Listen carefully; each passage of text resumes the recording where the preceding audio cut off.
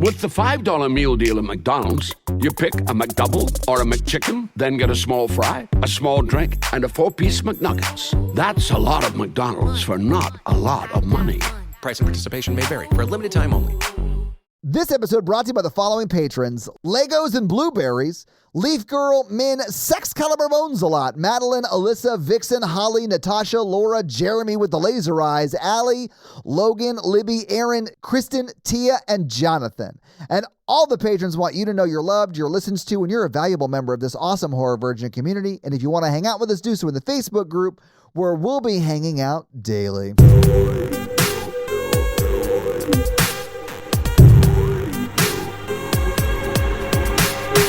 Thank you for tuning into Horror Virgin. I'm Paige. And I'm your Horror Virgin Todd, which means I don't like scary movies, but you guys make me watch them. And this week we didn't, but we do have a guest, and they are Joe Kaye! Hey! So Joe, thank you so much for joining us. Oh my God, thank you so much for having me. Absolutely. While we break down I saw the TV glow. It did in fact glow. A lot of glowing in this movie. You might say it helped portray one of the themes. But have you guys seen this movie? I realize it just came out, but was this your first time with it, or is this like a rewatch of some sort? Oh, rewatch for sure. Okay. I saw it maybe like a couple of months ago and immediately became obsessed with it. The minute they dropped it on Max, I was like, all right, finally I get to see this movie. Yes. I had an interesting situation where I was on a flight to Hawaii for my 5th anniversary trip. Oh. And my headphones were broken. And Jake was watching this next to me on the plane for the second or third time because he had watched it at home while I was working or whatever. And so I watched the last half hour with no headphones, just subtitles. Man, I think you probably got everything out of it then. Like, that's all you need. I nailed it. But that coincided with someone that Joe and I tangentially know on the internet had posted that they hated this movie and didn't understand the ending. And I had only seen the ending, and I was like, what do you mean you didn't get it? This is like the most obvious, like all the symbolism, and then watching the whole thing today, I was like, I don't know how you did not understand what this movie is saying. It's right between the eyes. It's not even a metaphor. We're just saying it. I mean, no, we're just slowly watching Justice Smith become Morty from Rick and Morty. Yeah, or any number of things that they want to be on the inside if they let themselves be. Yeah. I mean, you're not wrong, Paige. The themes Yes. that this movie is playing on are so obfuscated and yet obvious. Yes. Which I kind of like don't hate that. But it's also not like it was ever kept a secret. It's like No. anytime that's what I Jane was mean. ever asked, Yeah. it was like, so what's this movie about? And me with a bullet, she's like, it's about being trans. Yeah. Yeah. It's about being trans and not knowing that you're trans living in the suburbs of America. But it's also a way to do that story without it being like a quote coming out story. Oh, yeah. Because like that is done. I sort of feel like Maddie quote comes out. Yeah. But when they come out, it just like they just leave this like reality that everyone has bought into, and they've escaped it more or less. And you're right, they don't use the words. They never ever. once use it. They never once use queer. They never once use trans. They never once use non-binary, like nothing. Yeah. Oh, they don't have to. Which is nice. Nice. And I do agree. They didn't have to. But also why I think people just don't get it, because like it's not being just like No. straight up spoon fed to them. I feel like it's so obvious. I feel like it is being straight up spoon fed to us. Like that's one of the things I don't love about it, honestly. It's just so blatant. But ultimately, like, if you listen to interviews with Jane, she's like, I make movies for a 16-year-old version of myself. Yes, that is aggressively true. 100%. Yes. So that's exactly what this movie is for. This Yes. movie Yes. is for 16-year-old trans kids in the suburbs. I mean, Like, well, I'm sitting here as a 37. Thank you. Happy birthday to me. Happy birthday, Paige. We're literally recording this on your birthday. Oh my God. I'm sitting here as a 37-year-old straight lady being like, I want to watch the shit out of the pink opaque. Oh, of course you do. Like, that would have aggressively been my shit. Because it's Buffy the Vampire Slayer. Like, of course you do. It 100%. I wrote Charmed in my notes, but Buffy actually makes more sense. Oh, it's straight up. Jane Schoenberg was like, well, this is Buffy the Vampire Slayer. Yeah, this is about my sure. relationship with Buffy the Vampire Slayer. Oh, that was probably their escapism show and their fandom. Yeah, it was. Yeah. It exactly was. Because this movie has like a ton to say. Obviously, the trans issues are prevalent and upfront, but it has a lot to say about like fandoms and the toxic nature that can bring about, and also the dangers of like escapism and isolation and like slowly slipping into alternate realities because you're isolating yourself. I honestly like a lot of what the movie is doing and saying. I just think it might be doing and saying too much. Or I think what makes me not love it is that there's no causality, which is part of the theme of slipping into like losing reality, right? Because I think it's purposeful for that. Me too. I think it is on purpose. Yeah. It makes like the causality and the disassociation between scenes, meaning like what happens in one scene has no real implication on what happens on the scene after it, even though it takes place after the scene, right? Yeah. So like that makes me feel uncomfortable.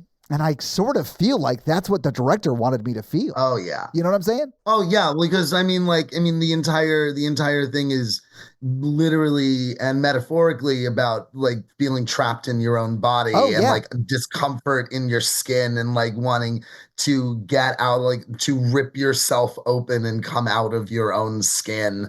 And I think it just effectively makes every viewer feel that way. But like what's interesting is like as a queer viewer of this, as like a queer non-binary viewer of this, I'm watching this being like, this movie is such a warm hug of like, you're okay and it's okay. Of like other people feel this too, probably, I would assume. Yeah. Like, I'm sure we'll get there when like we break down, you know, scene to scene, but like as somebody who figured out they were non-binary in their 30s and seeing just the sidewalk chalk of There Is Still Time. Yes. Literally bawling my eyes out. Like bawling my eyes out. That was the scene that I saw with no audio on the plane that I was like, how'd they not understand that this was about trans people? Like, I was like, I don't know how that person we know online missed it. I was like, it's written on the sidewalk. What's funny, because I was texting our mutual friend, Kevin Anderson, shout out.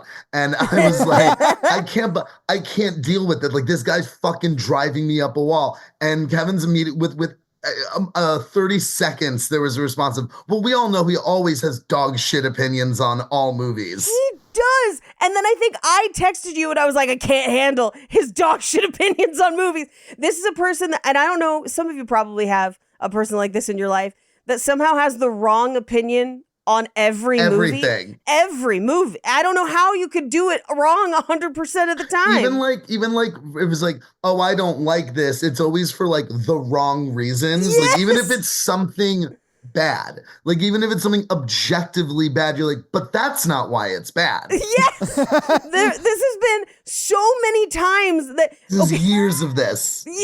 Years of this. Guys, I asked you both to not make fun of my hot movie takes online. I asked you both. And honestly, Jay, thank you so much for referring to me as your mutual friend. I appreciate that.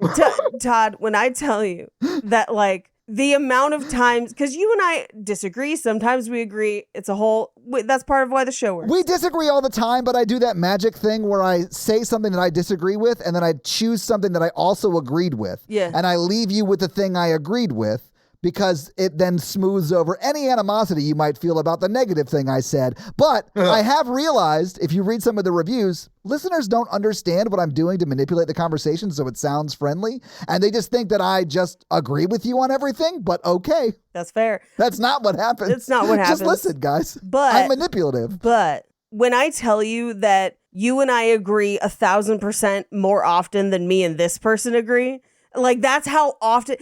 I forget which one made me so angry I had to like throw my phone and walk away, but I want to say it was New Candyman, like the most recent Candyman. I was like, I can't get in an argument with this person who has they just don't see symbolism ever. And I'm wasting my breath. If I could just for 1 second cut to what that tweet was Paige is talking about. Okay, it says it would have made more sense if he was a white guy. Sorry, I was drinking. Paige, you almost spit out your drink. When I tell you Holy shit. that I know for sure there have been movies that this person has been like, I don't know why they had to make it a race thing. And you're just like, that's the whole movie. Oh my God. The whole thing. It's Malcolm X. Yes. No, it was like, I don't know why Get Out had to be about black versus white. Like, that's how dumb these fucking takes are. Why the Harriet Tubman biopic had to be about slavery? Yeah. Well, Why do they always have to make it about slavery? And this person is a white person. Oh, really? And has just but just no concept of anyone outside themselves. And so you're like, but they hated this movie. Paige, the reason my joke worked was because I know all of those things describe me too. I know. But what I found really funny about this page is that, like, when I just kind of point blank, like, I wasn't being condescending. I was just like, sure, this is about the queer and this is about queerness and it's a trans allegory. And he genuinely was like, oh, I didn't realize that. Yeah. Like it wasn't like any pushback of like, what are you talking about? It was like, oh, I didn't realize, I didn't see it that way. Could you explain? And I was like, no, I can't. I'm like, no, go give somebody's YouTube essay a watch and then come back and throw them a nickel and we'll talk about it. But I'm not going to get paid to explain to you. It may have been you. It may have been somebody else on the thread because there were multiple people like, bruh, what? What? But someone just said, you clearly have no queer friends. And he was like, no, I do. And they're like, no, you know queer no, people. You know queer people. But you have no queer friends. You don't have any queer friends. You don't have any queer friends that have opened up to you in any capacity. It's like what Kevin saw this before I saw this. And he had texted me being like, this movie is going to change your life. Yes. And I was like, you're not wrong. My DNA was altered. Like, well, that's like my husband and I have many queer friends, and he sobbed through it the first time and was like, you are going to cry so much. You are going to love it. It was a fucking heartbreaking movie. There are multiple points where I cried in this movie. And I'm not even a queer person, but I am a person who moved away from the suburbs and like. But you also have empathy. I have empathy. Yes. Yeah. Like, even if you are not queer, if you cannot understand the pain of trying to conform when you want to be something else and a piece of art has opened up a trueness of yourself that you did not realize before, I feel like that is a very common experience. And if you can't understand how that could then be amplified by an identity that is not acceptable societally, I can't help you with this movie. I feel like I feel like that is something that, because of our specific life circumstances, I can relate to a lot of, just because, and I am a white, cis, straight dude. Yeah. But, I have a lot of friends that are gay in the LGBTQ community. I have a non-binary sibling who has taught me a lot over the course of their life, just by sort of watching the way that they came out twice and the way they handled all of that, and that personally affecting my family. So I feel like I have benefited because of that person's bravery. Does that make any sense? I've learned so much. Oh, absolutely. Because I should be the most anti person ever because I'm a white dude from the South. Right. But I'm I do the marches, all of that shit because of my siblings' journey with all of that, right? Mm. But I still think, even though I have that purview into that world, there are things in this movie that I just don't get fully because it is not something that I share. I do not struggle internally with I don't know where I land on the gender spectrum, right? Sure. And I do feel like a lot of this movie speaks to that specifically. And it's not that I missed it. I feel like I can see when they're talking about it, but it's not something that I when you said it felt like a warm hug, that made me so happy that this movie exists for you. Yeah. I didn't feel that way watching it, but I'm thrilled that they made it so that you could experience that. Does that make sense? But yes, a warm hug that's a cathartic hug. A hug and now you cry. Yes. This is a hug you're allowed to cry in and soak my sweater. It's like a therapy kind of breakthrough hug. It's like when I watch Dumplin'. It's the warm hug that I have when watching Dumplin'.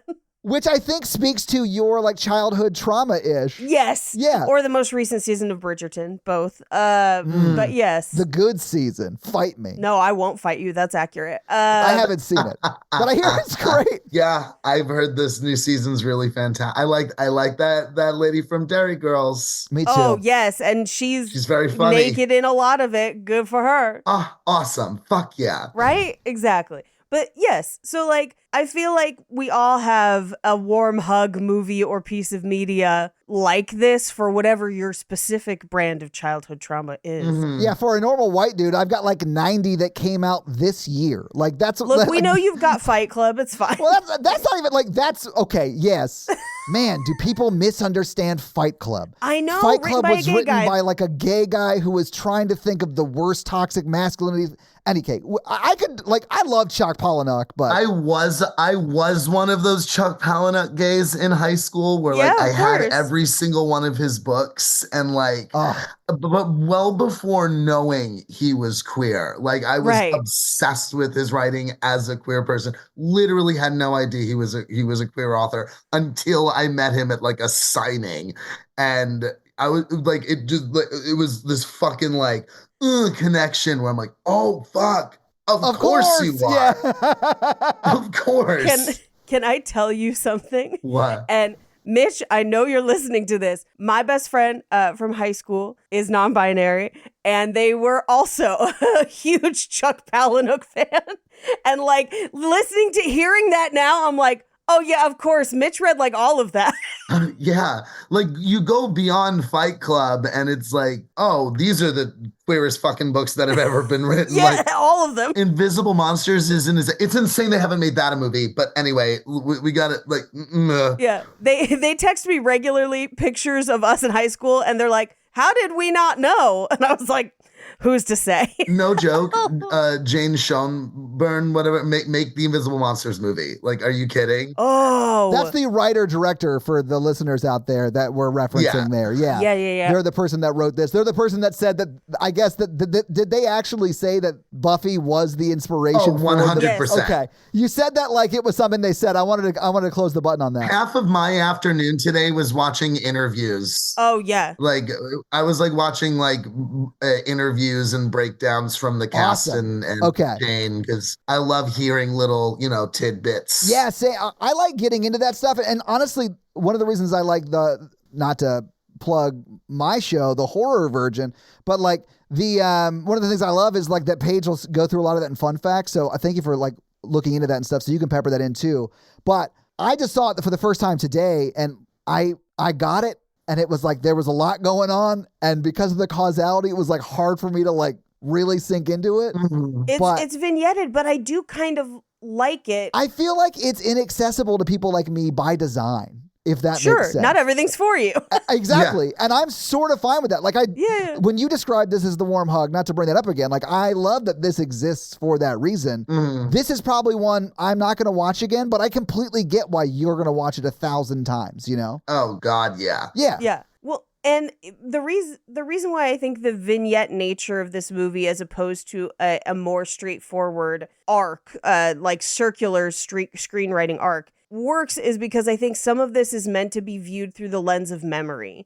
And you don't ever remember memory linear. You remember pieces of events that stick out to you. And it is pretty unreliable. And it is unreliable. And and the movie even I digs know. into that a little bit. It plays with the unreliable narrator of it all. Yeah, it does. And I think that's why it's structured that way. Yeah. And the longer I watched it, the more I kind of got that sense. And I was like, okay, I got it. All right. It's also a movie that I think I will say to you, Todd, that like I think the longer you sit with it and the longer you ruminate on it, it's one where you're just like, wow, that thing really is a fucking. There's layers. Because I really loved it the first time I saw it, and Sure. then like the longer I sat with it, it turned from wow, that's a movie I really love to holy fuck, that thing is a fucking masterpiece. Yeah. Like I don't necessarily disagree, and I might.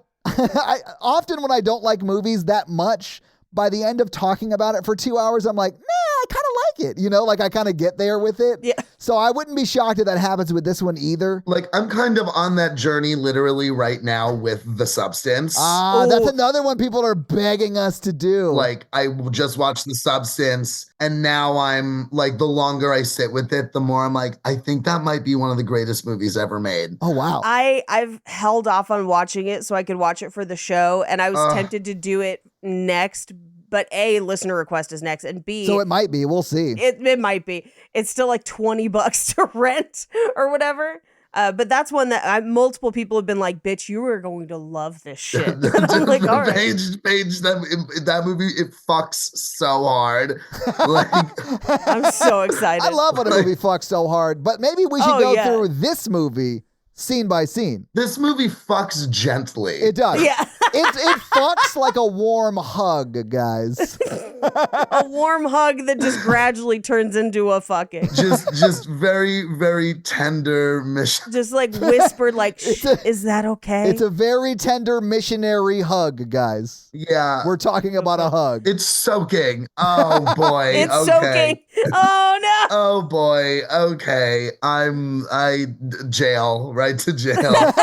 You have to sit in horny jail for 5 minutes now. Fog horny jail. Okay. We open very few credits, so Todd, you should be happy. I was thrilled, honestly. There you go. And also, it's very atmospheric right off the start. Yeah. It said A24, so I knew it was going to be weird. And I was here for it. There you go. Yeah. We do get some TV noises of channel changing. We see the chalk drawing on the neighborhood streets. Something to note, it does show up multiple times. It does seem to hit a stopping point where it's almost like our fake neighborhood versus our real one. And the TV show does seem to take place in the same neighborhood that he lives. We'll talk about it a little bit as we go on. But we see some shots from the pink opaque. And it doesn't super make sense yet. It will, I promise.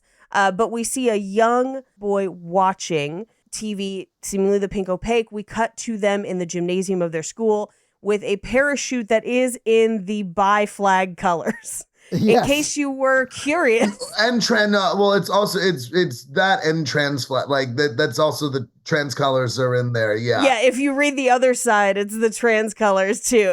It's both, where one side of it is the purple, blue, pink. The other side is the white, pink, or blue, white, pink. So from within the parachute, it's both. Also, for the record, all while a cover for Anthems for a 17-year-old girl is playing. Yes, there are multiple covers in this movie. All of the songs were commissioned by the writer-director from their favorite bands. Soundtrack fucking rules. Well, I was like, Phoebe Bridgers going to play a whole song in this? Okay.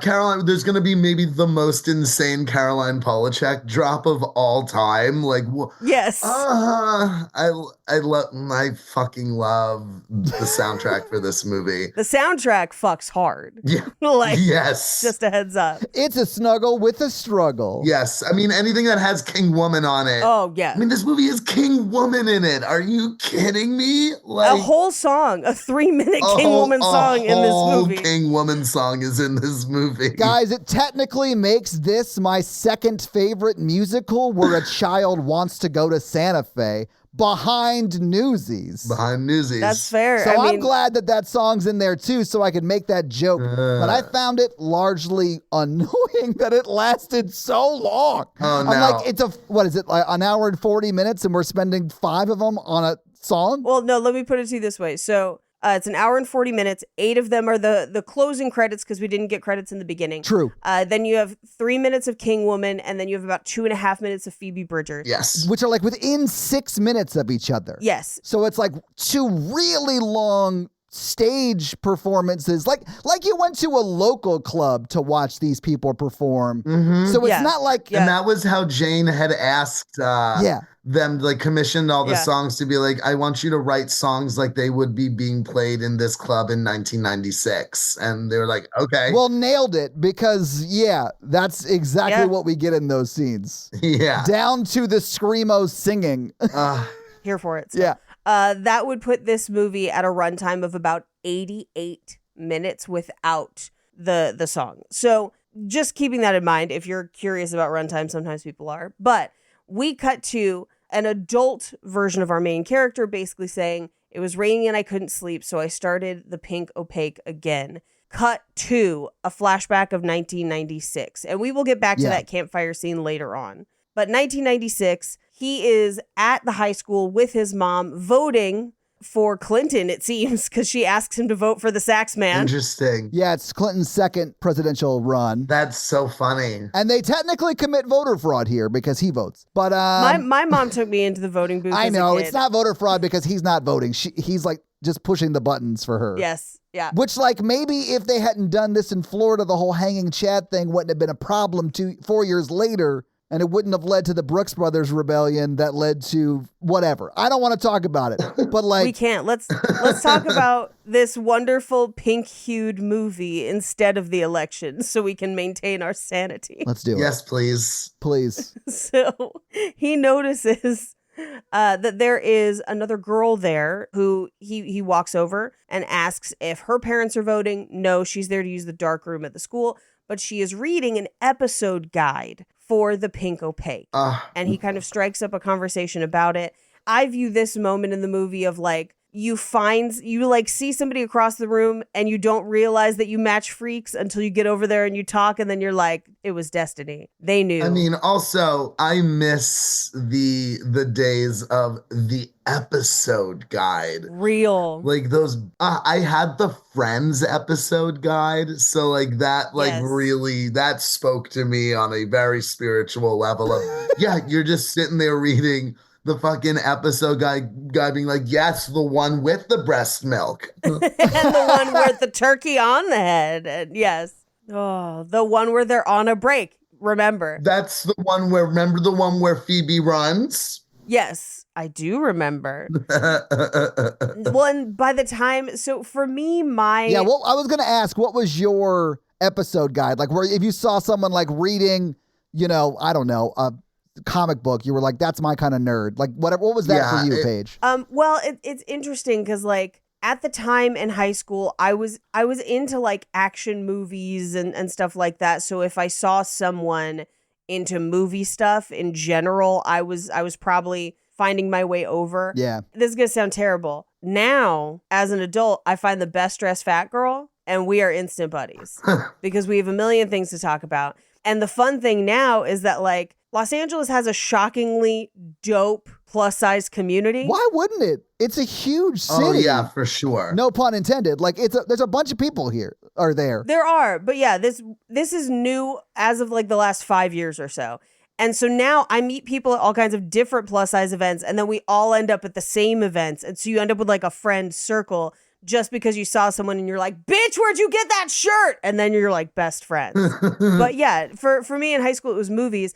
I will say my like pink opaque, if you want to think of that, I would say is more True Blood Twin Peaks. So it was later in life for me. I'm watching True Blood for my birthday in 2 days. So exciting. Can I let you guys in on a secret? Yeah. I'm watching this show that came out forever ago that I'm like low-key in love with. I was too scared to watch it when I was a kid, and so I'm watching it now, but it's about 2 FBI agents, and one was like sent to like prove that this other FBI agent is like stealing government money, and she won't stop him because I think she wants to have sex with him. X-Files? Yeah, it is the X-Files page. Like that's what it's about, right? Yeah, basically.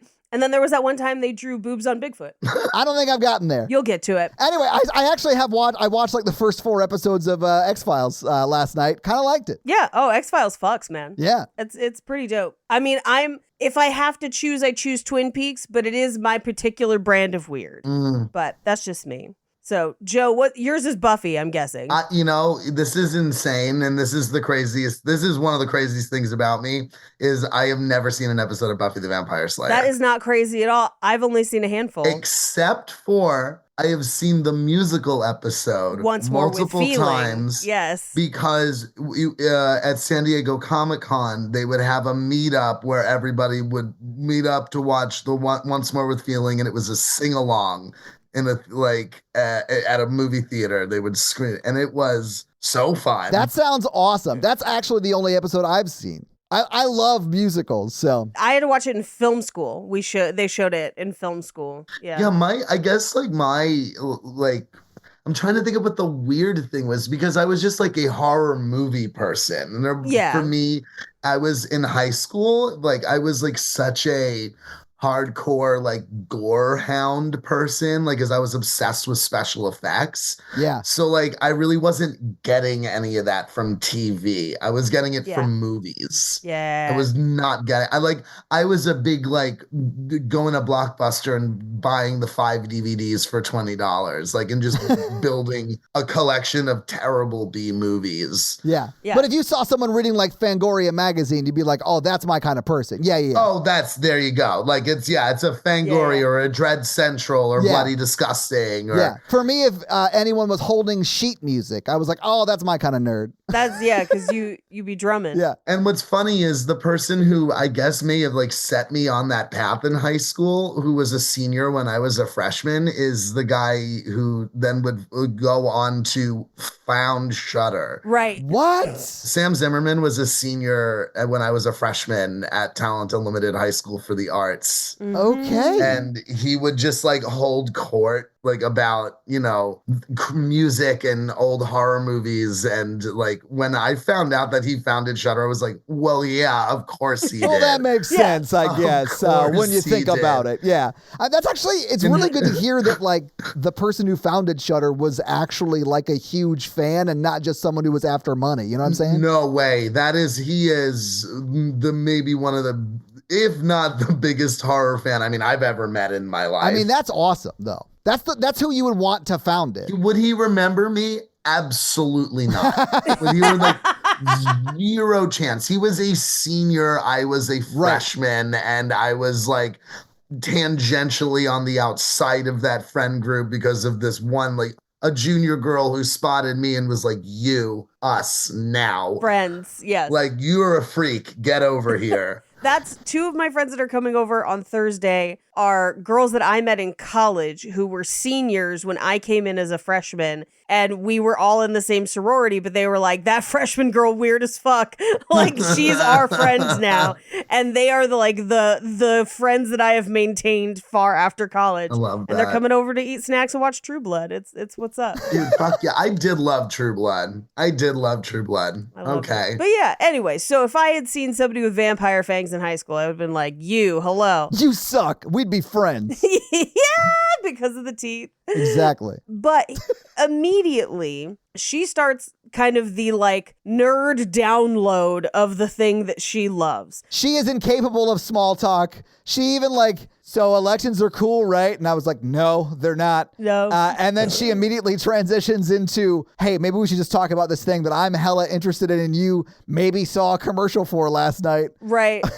And she's in 9th grade. He's in 7th grade. It's kind of like what happens if somebody asks me, they're like, so do vampires? And I'm like, hold on, we have to go through all the lore. And they're like, I didn't ask for this. It's that. But she's just immediately the pink opaque. Yeah. And what an interesting age difference for two people to connect. Like a freshman in high school to a 7th grader is like two completely different worlds. Maddie even calls it out. Yeah. Yeah. Because they're like, oh, a baby, or like, you're so young, or like, they almost say it like, oh, the innocence of youth on you. Like, that's the way that they say it in that scene. Well, because it is kind of where it's like, and if you think about it, she's a freshman and it's the election. She has been a freshman in high school for 2 months. Yes. So she is fresh in high school. And he's fresh in junior high. Yeah. Yeah. Yeah, they're only 2 years apart, but those are 2 big years for like adolescence. So they've both just recently entered new physical spaces that they are uncomfortable in because like they once were a thing and now they've each moved into the next stage. Yes. Well, and you're also forced to meet a lot of new people, and those people will be asking you to talk about who you are as a person. Yes. So you're also doing a lot of inward not speculation, but inward thinking on yourself and like, how do I want to come across? What do I want to say? And like, so these types of questions would naturally come to the front. Mm-hmm. Yeah. Plus they're next to a Fruitopia machine, and boy, do I miss Fruitopia. Boy, do I miss Fruitopia. So much. Can I call out something? Yes. This is going to sound, and largely because of the way my humor works, this is going to sound like a joke, but I want to confirm up front it is not a joke. Okay. This is a cinematography note, and I loved it. Okay. Not a joke. Cool. When Owen is is sitting by the Fruitopia machine. It's young Owen, so it's not like the older person. Sure. But all of the Fruitopia machine, or almost all of it, is in the shot. Yes. Next to Owen.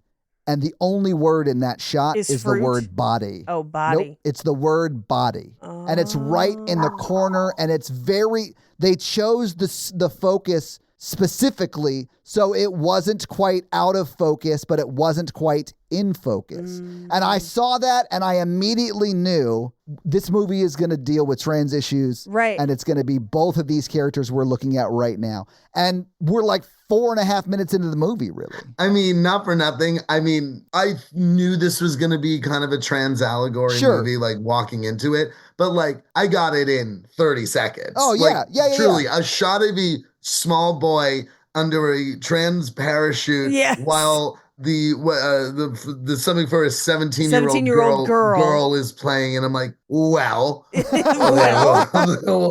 it is. I got momentarily distracted because I was like, oh man, that strawberry Fruitopia. Strawberry Fruitopia was so good. I would, if they brought back Fruitopia, I would immediately die of diabetes just because I would drink nothing else. I grew up Mormon, so I never touched the stuff. Oh, missing out. Because it was like not soda, but like not juice. It was like some sort of weird in-between fruit drink. Paige, I believe they call it Fruitopia. Yeah, exactly. Take you to Fruitopia. Anyway, I thought it was weird to have like a cinematography note, but I thought that this was an awesome shot. Oh, that's incredible. I'm so glad you brought that up because I did not notice that. Me neither. That was a good catch. By the way, Paige, wait, love you going the word they focus on, you go fruit. By the way, don't think I'm letting you get away with it. You thought you were going to get away with that. You were like, fruit? You thought you were about to get away with that. It's a Fruitopia machine. Look, I've been hagging for like 27 years. And she comes by it honestly. Spark something uncommon this holiday with just the right gift from Uncommon Goods. Look, I got a lot of people to buy for. I got a lot of family members. And I want their gifts to be tailored to them. I'm not buying everyone the same Snuggie this year. I'm buying people stuff that is unique to their interest.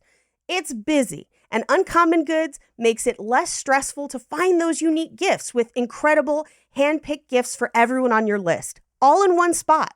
These are gifts that spark joy, wonder, delight, and exclamations of, that's exactly what I wanted. Oh my God, how did you know? Are you psychic? Now I'm worried. Can you hear my thoughts? They scour the globe for original, handmade, and absolutely remarkable things. And somehow they know exactly the right gift for every person you know. Do you like tea? I do. How about a green herbal tea kit that lets you try a bunch of different teas? Or an artisan macaron sampler set if you want to feel fancy and fresh. When you shop at Uncommon Goods, you're supporting artists and small independent businesses. Many of their products are handcrafted and made in small batches. So shop now because they might run out. It's a limited time offer. So to get 15% off your next gift, go to uncommongoods.com/horrorvirgin. That's uncommongoods.com/horrorvirgin for 15% off. Don't miss out on this limited time offer. Uncommon Goods. We're all out of the ordinary. It's fall, which means days are shorter, but it's not like you have less stuff to do. You're busy, so power through your busy days with Factor's no prep, no mess meals. From breakfast to dinner, lunch, snacks, anything in between, Factor has easy, nutritious options to keep you fueled and feeling your best.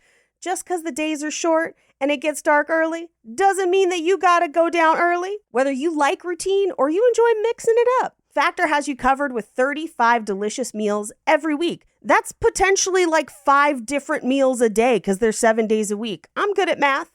Anyway, there's over 60 additional convenience options like snacks or smoothies or little pressed juices, and they are all delicious. Don't let shorter days slow you down. Stay energized with America's #1 ready-to-eat meal delivery service.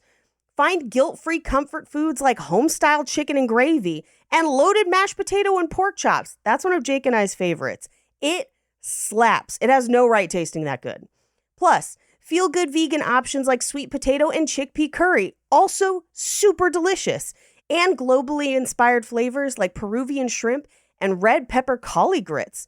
Jake likes the collie grits because he's a cauliflower boy, and he says they are delicious.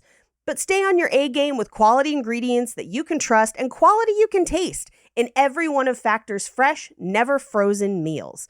So head to factormeals.com/horrorvirgin50 and use the code horrorvirgin50 to get 50% off your first box and 20% off your next month.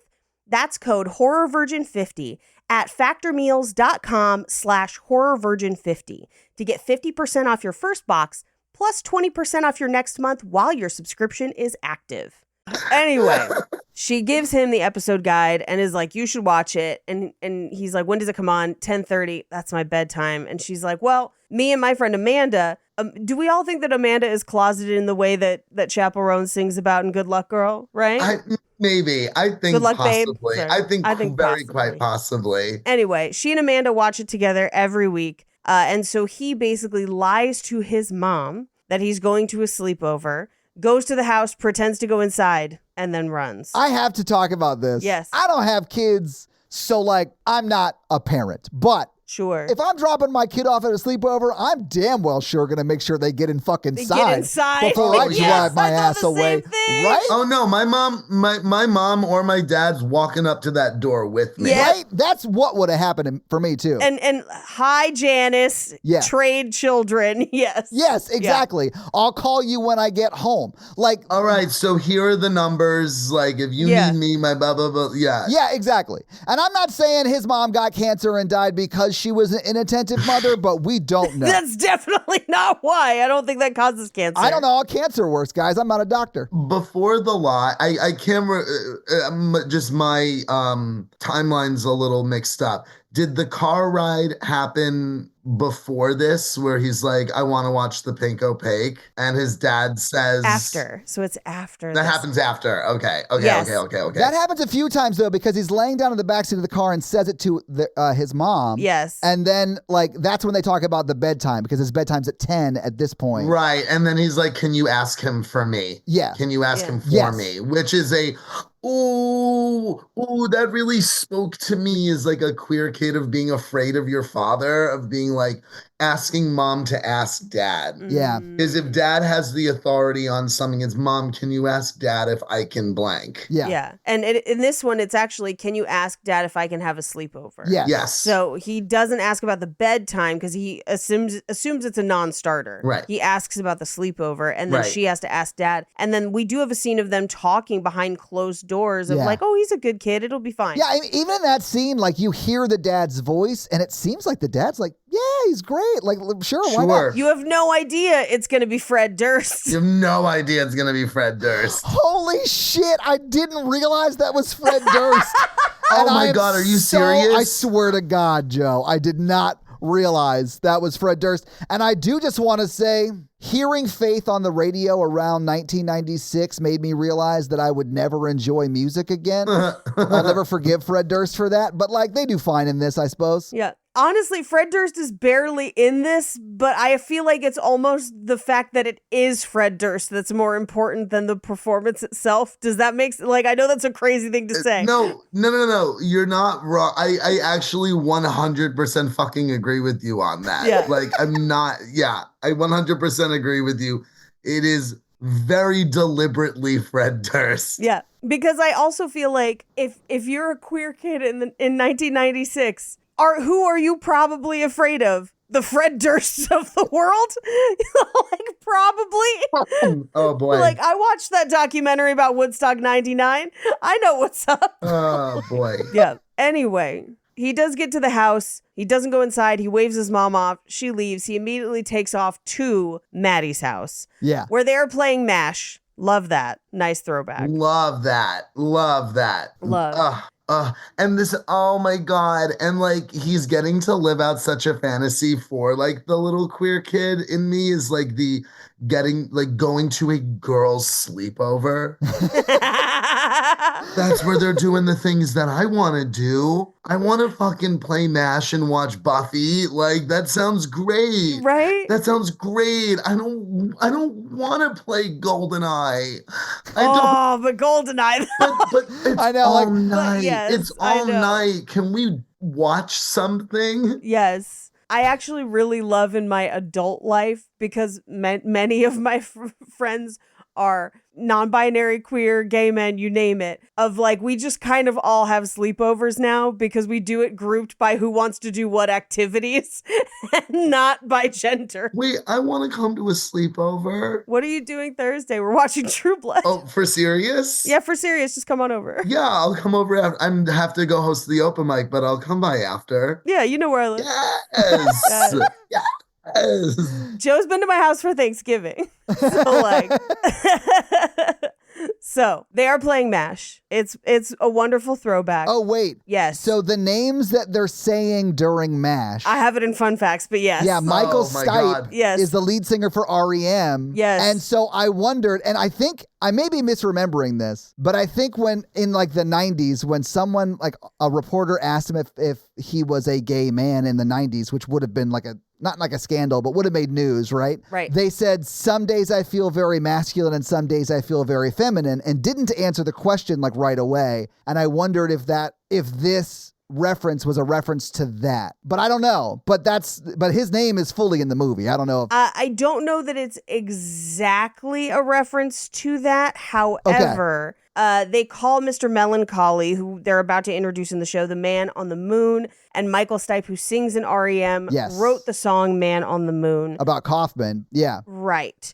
Now, also, Mr. Melancholy might also be a reference to Smashing Pumpkins, because their song Tonight Tonight on the album Melancholy and the Infinite Sadness, the music video shows them taking a rocket to the moon, much like the silent film in Lisa Frankenstein, and a cover of that song was used in the movie. Yeah. So it's probably a mishmash of a lot of that. But I would also say, yeah, because I do remember that interview with Michael Stipe, and that's probably why. I wonder if, and I don't know, and I don't keep track, because largely I don't care who people sleep with. Yeah. But like, I wonder if they now have come out non-binary or something like that. Or if they just didn't want to answer the question and they are just a gay guy. You know, he's just like a gay man. Or if all of us exist on a spectrum of masculine and feminine and we all feel some kind of way different times. Yo, I said that years ago. I was saying that years ago. Yeah. Sexuality is a spectrum and I'm on it somewhere. Like, that's 100% everybody. Yeah. Anyway, they give Owen the breakdown of like, here's what the show is. They're imaginary best friends with an ancient psychic connection that they found at Sleepaway Camp, which of course there's a reference to Sleepaway Camp. There's always a reference to Sleepaway Camp because magic happens for queer people at Sleepaway Camp. But also, if you're a queer horror person, Sleepaway Camp is required viewing. It is. Yeah. Oh, well, I mean, yes. Problematic though it be. You're talking to the best friend of the founder of Shudder. I know. Like,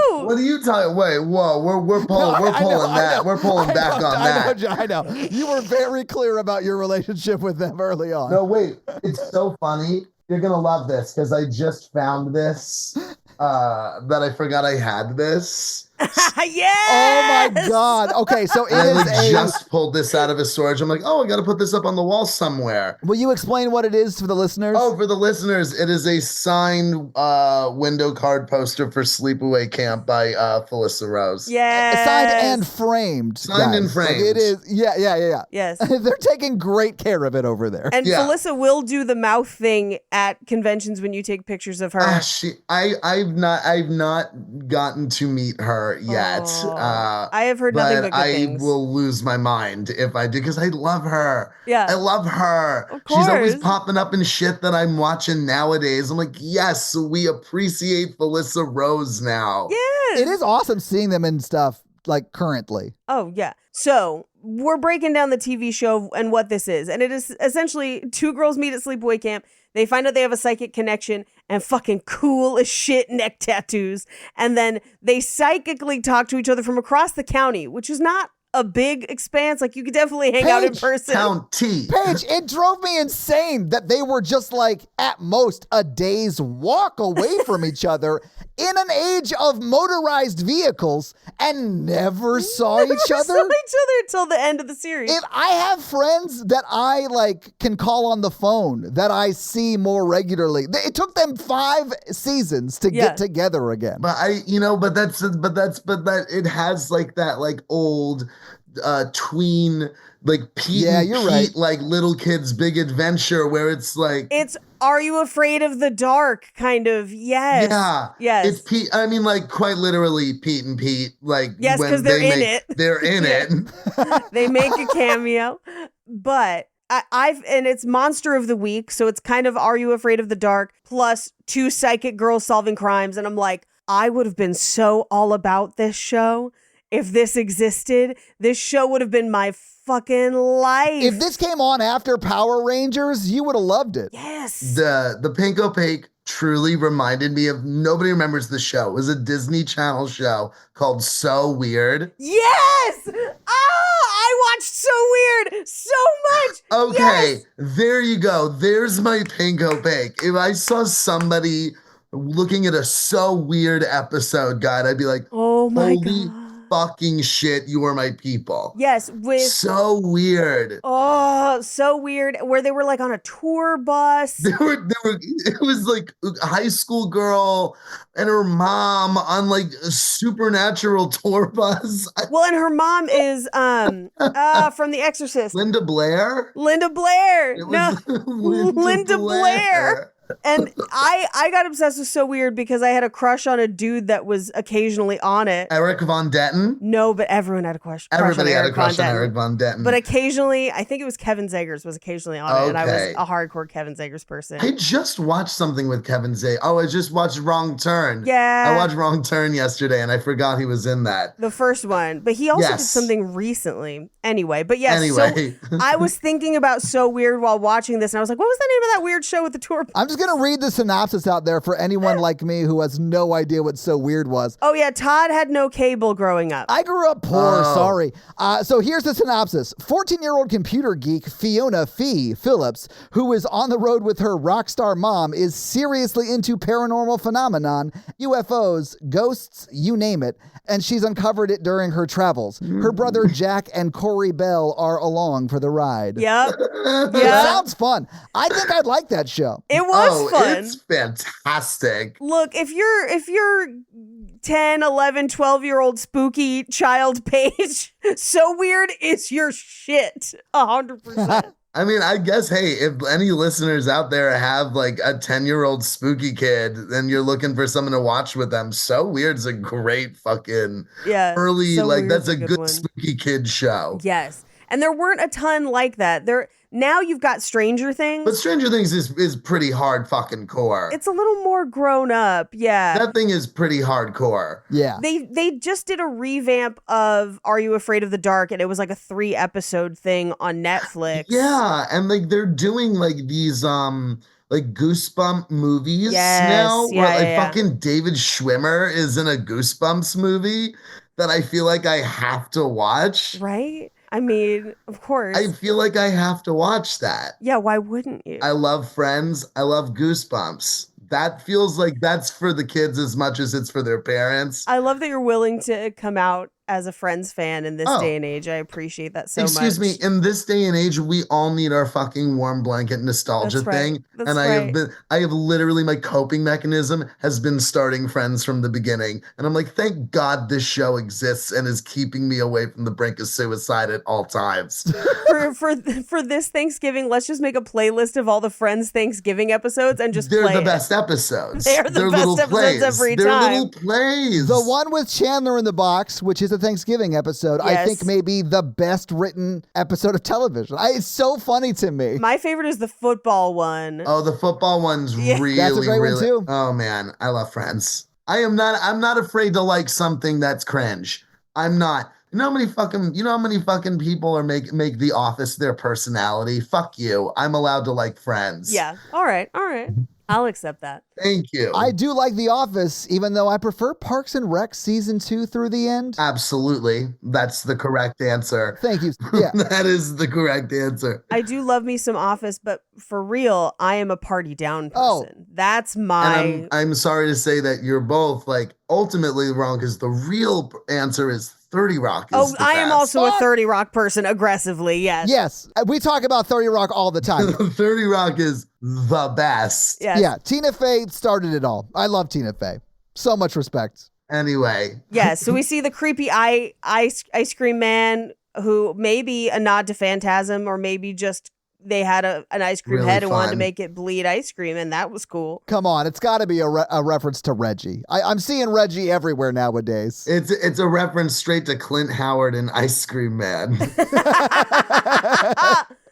Now, admittedly, Phantasm, another movie we covered where a main character potentially presents their gender differently in different situations by choice, aka the tall man. In the movie Phantasm. That's what I'm saying. Yeah.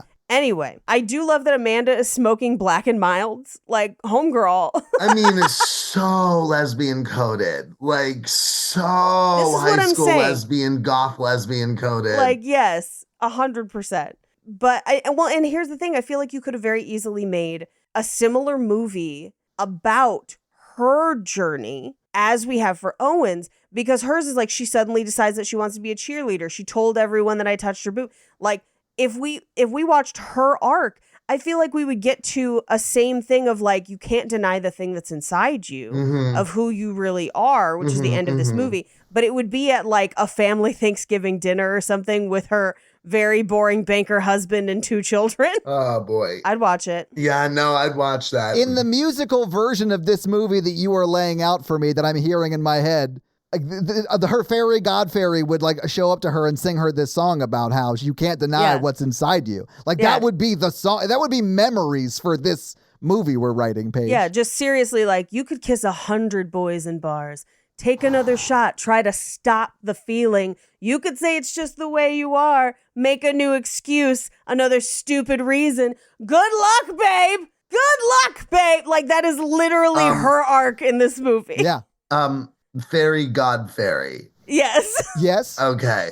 I just wanted to make sure that my brain didn't fry. Did you hate it, or should we cut it? I guess is my question. No, I just wanted to make sure my brain didn't fry. I was like, did I hear that wrong? Nope. Just like, did I hear what I wanted to hear? It Yes. worked though, right? Like No, it's okay. yes. It's okay. Okay. Sure. Okay. Sure. I'll give you a sure.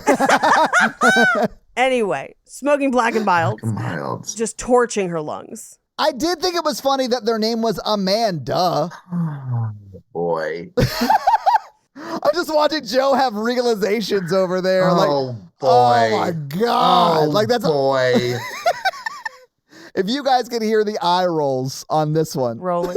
This is where Owen has said he has to sleep over, right? And so Maddie is like, you can stay here basically until dawn, but you got to get out of here before my stepdad gets here or he'll beat me again. So she is in an abusive cycle home. in her home. It's real bad. They literally say, or he'll break my nose again, which, I mean, yeah. There shouldn't have been a first time. Yeah. But like, I understood why they were like, you got to get out of here before they wake up. Yeah. Yeah. But it seems like she's going to go sleep in her own bed, but then she comes back down and she says, doesn't it sometimes feel like it's more than TV and it's real life, you know? And then gets up and goes upstairs. We cut to the next morning of him rolling up his sleeping bag, but then also we cut to that campfire with him as an adult, kind of thinking, I would assume ruminating on this memory of, is this more than just a TV show?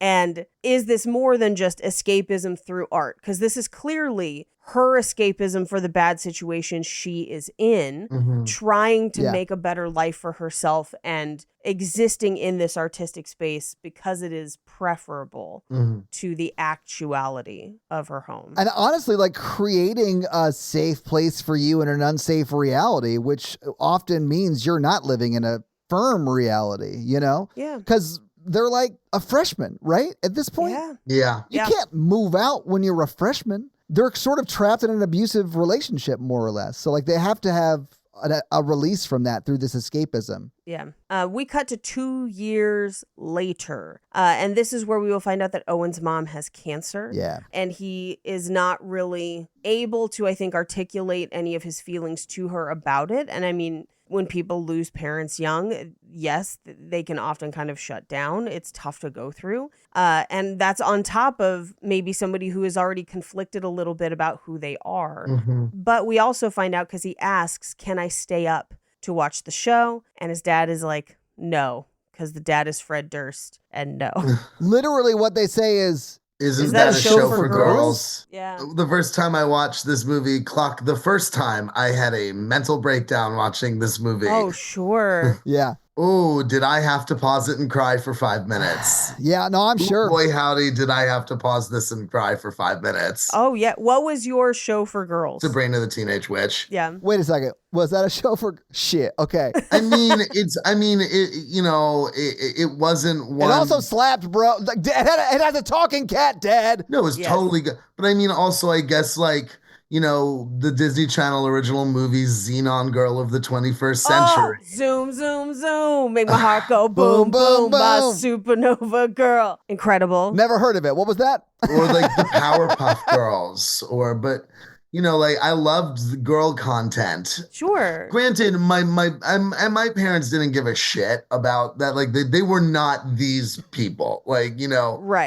I mean, was it great? No. But was it why are you watching a show for girls? It wasn't. Right. It was never that. Yeah. Because TV was TV and everybody liked everything. It's like you like what you like. Of course. Yeah. But it was all the school trauma. Oh, yeah. I'm sure that was All of the bully trauma. Yeah. Yeah. I grew up like a music theater nerd, but relatively just like a straight white dude, right? Yeah. And I got called Oh, of course you did. pejorative slurs and stuff all the time. Yeah, of course you did. No, because you dared like something. That's the Right. thing. Okay, so I seriously think that's what it was because I wasn't like, No, because you like a thing. I didn't care who won the football match or whatever, I was into Sondheim in high school. Like, that's the kind of guy I am. But I mean, you could have been. What I'm saying is, you could have been obsessed with the Dune books, or you could have been into D&D. Yeah. But that's what I'm saying. Like, you like anything. Yeah. And as if you're passionate about it, you like. I mean, this is also. Looking, because I was about to say comic books, but it was like, that's when we were kids. Right. Right. Like 20, 30 years ago was when it was still not cool to be a nerd. Right. Because, the nerds in a way, and I hate saying it because it just feels so like suck a dick, but like the nerds inherited the earth with the MCU of it all. It's like, now everybody fucking wears an Iron Man shirt. Right. You know what I mean? Like The pendulum swing back on that is going to suck, though. Oh boy. I mean, it kind of already has because That's what I'm saying. It kind of has in that way of like, you still like that shit? Yeah. Yeah. Cringe. Move on. I'm not going to move on as long as they keep casting move on. Sebastian Stan. Yeah, I'm not going to move on.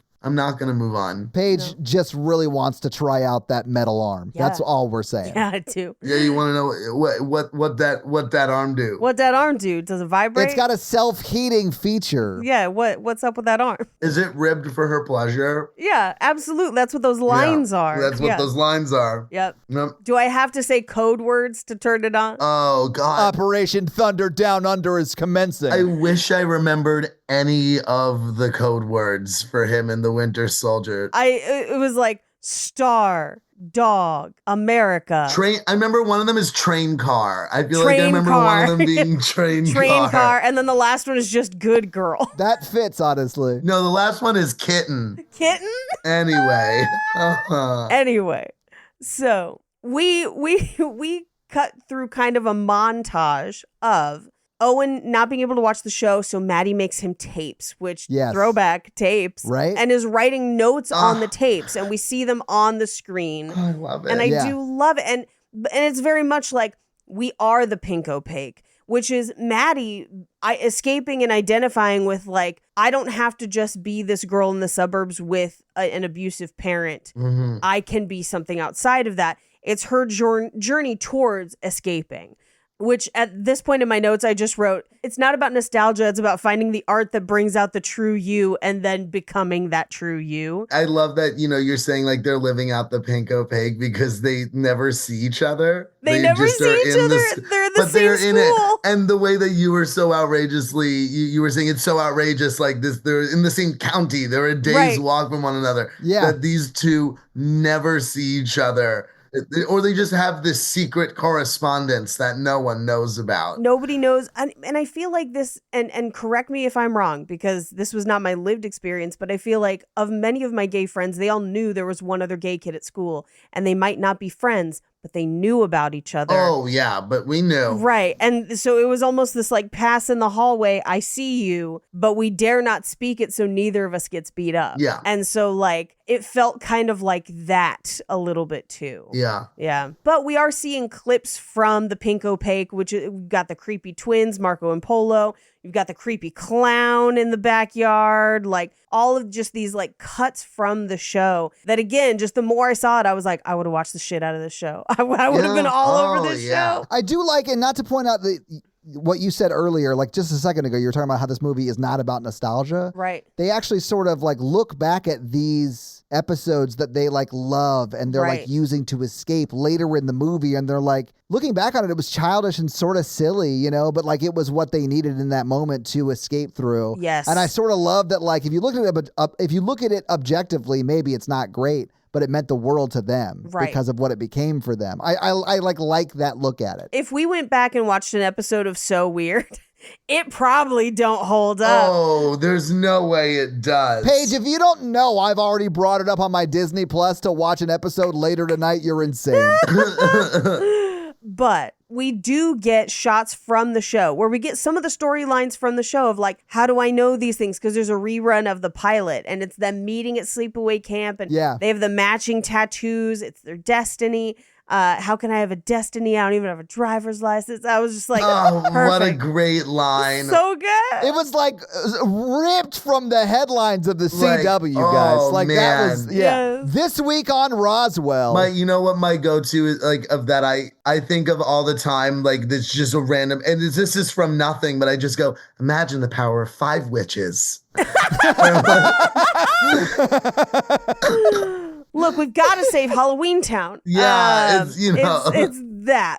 But Owen finds Mandy on the bleachers and is like, hey, do you guys still watch every night? And now it's been a couple years. So he's like a freshman and Maddie's in 11th grade. Yeah. And she says, no, I haven't talked to Amanda in a year because she told everyone that I tried to touch her tit and then she joined the cheer squad. And it seems like she is here to make my life miserable. I am now outcast at school. And he's like, okay, well, can I come over and watch? And she's like, I'm into girl. Like, yes, I know it was a rumor about the tit touching, but that is true. Like, I am into girls. Is that okay? And he's like, yeah. And then this conversation, I think, is so interesting in this movie. Oh, yeah. Where it's like, what about you? I think I just like TV shows. Yeah. And it's the deflection of like, I'm just me. I don't know how to quantify or identify that, but I know there's something wrong. But also could be very like ace coded. I thought about that and I was like are they just ace? It is very ace coded. Yeah. But like I was watching a Justice Smith interview and one thing that I thought was so interesting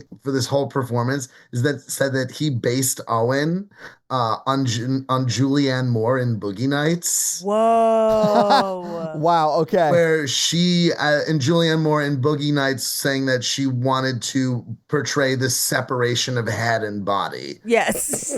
So based Owen on Julianne Moore in Boogie Nights. And like I heard that and like a bunch of shit clicked in my brain where it's like, that's incredible and is done so beautifully in this.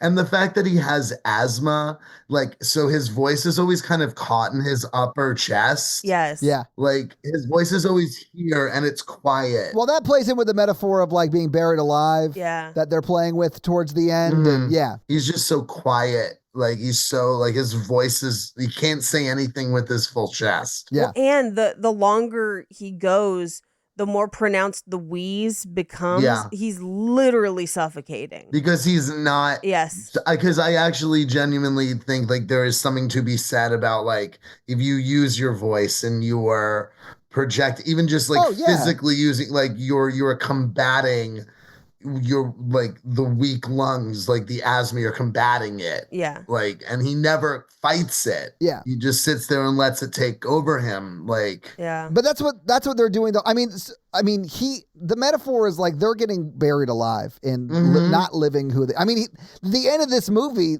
is them literally walking around their job, apologizing for who they are as a person, and it just like breaks your heart, you know? Yeah. And like they're being crushed by the weight of that, not lie, but like not living who they are. Yeah. Yeah. But in this scene, he actually says, he's like, I think there's something inside, but I don't want to look at it or really check into it or dig into what it might mean. Yeah. But I know there's something wrong with me, and I know my parents know it, but won't say it. And which also is definitely projection, because I think there's this thing of like, when you are unsure of who you are and you think there's something wrong with you, you start to project that other people think it, because it's the thing that you are saying to yourself all the time. So clearly other people must think that, which is like just the self-talk of it. It's I feel like one of the biggest things I had to unlearn just from a pure self-acceptance point of view is that A, people have their own shit. They're not thinking about you all that much. And B, like, enough people are going to say bad things about you in your life. Don't let you also be one of them. Like, you have better shit to do and say. You don't need to also be an enemy. If there's got to be one person in your corner, it has to be you. But I think he's very much in this place of, I am unsure of who I am. I don't feel comfortable in my own skin. Everyone must be able to see it. But they really kind of can't. Like, you're just going through your life, and unless you vocalize those feelings, no one will know. this movie is rough. Yeah. Yeah. But she even says, maybe you're like Isabel, afraid of what's inside you, which will come back later. Yeah. But yes, literally vocalizing, you're afraid of what's inside you. We cut to, he comes over to watch the movie, or not the movie. He comes over to watch the TV show at her house. And while watching the episode, she starts crying. And we hear her stepfather yelling upstairs. And this is where she says, I'm getting out of this town because I will die if I stay here. Yeah. Oh boy, did that resonate with me. Yeah. 100%. And like, yes, I feel like that resonates for anyone who has ever felt like, I cannot be my truest self here. I cannot live the life I want to live, whatever that means, here. And if I don't do that, the regret of not doing that will kill me. It'll kill me. So I have to risk the discomfort of leaving to potentially achieve the comfort of being who I truly am. And he is too afraid of that discomfort, because she basically says, I'm going to go. And he's like, if you leave, basically, I will be alone. He says, I have no one to watch the TV show with, but I will be alone. You understand me. And if you go, no one understands me.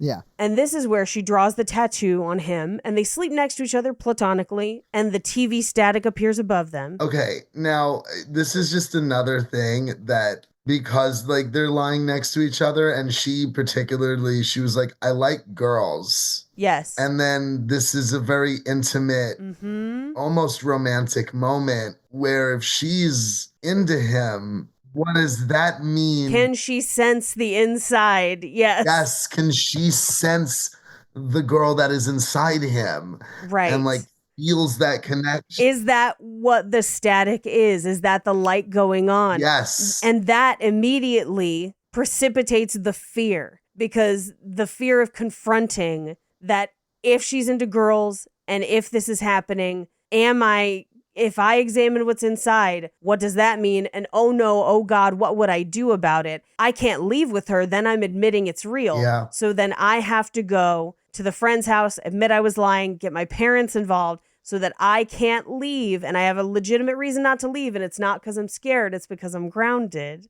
And I don't have to examine this any further. Yeah. Ugh. But we find out that his mom passes away the next July, and a few weeks later, Maddie disappears without a trace, with just the burning TV set left in the backyard. And the Pink Opaque gets canceled.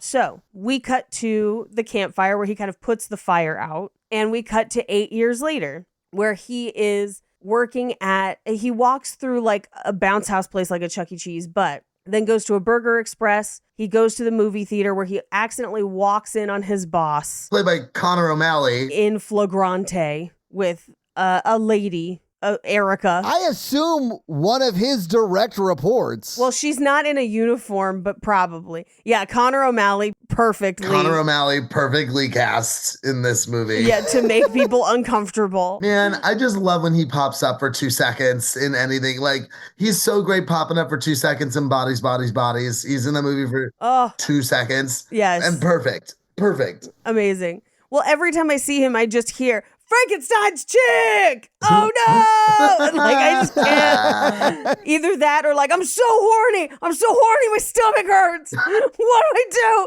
Do you have any like magazines or anything?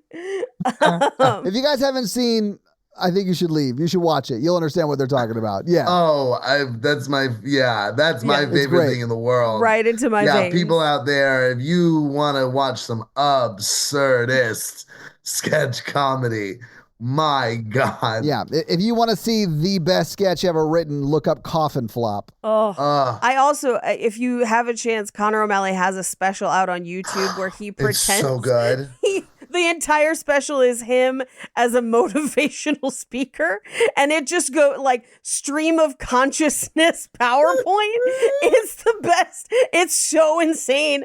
I love it so much. It's a remarkable comedy special.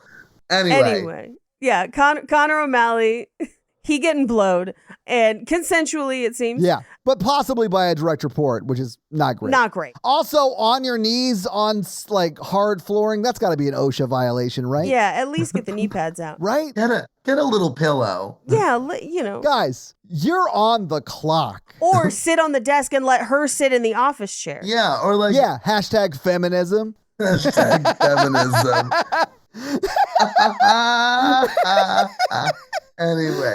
Anyway, he's mocking Owen, kind of teasing him about it. Ooh. I think because they perceive Owen as almost more ace-coded in these scenes of like, he's the guy who's never going to get laid. We'll put in a good word with Erica, and not realizing how triggering that can be in those moments of like, I can't tell them why I wouldn't be interested in this, but I also don't feel up to pretending to be this. Mm-hmm.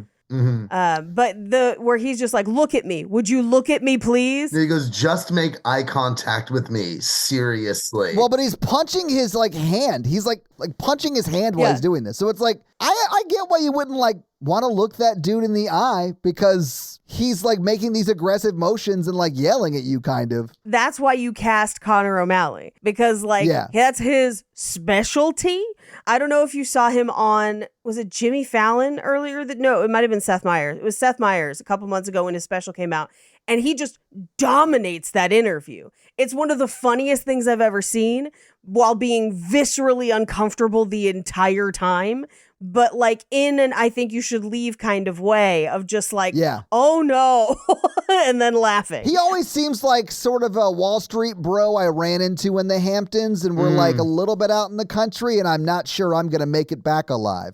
Like, that's his vibe. Which is wild, because like in real life, he's married to Aidy Bryant and seems like a really chill, nice dude. But like, I didn't know he was with Aidy Bryant. That's so funny. But like, that makes so much sense. But yes, but that comedy persona that he like slips into is real wild. But yeah, definitely go watch I Think You Should Leave in that special. No, but also like that checks out that 80 would find that funny and try like find that vibe of comedy to be like, that's so funny. Yo, I mean, like when he's like, I followed you on your phone. I followed me. Ha ha ha. New videos every week. I was like, oh, this is nuts. And I would enjoy the show.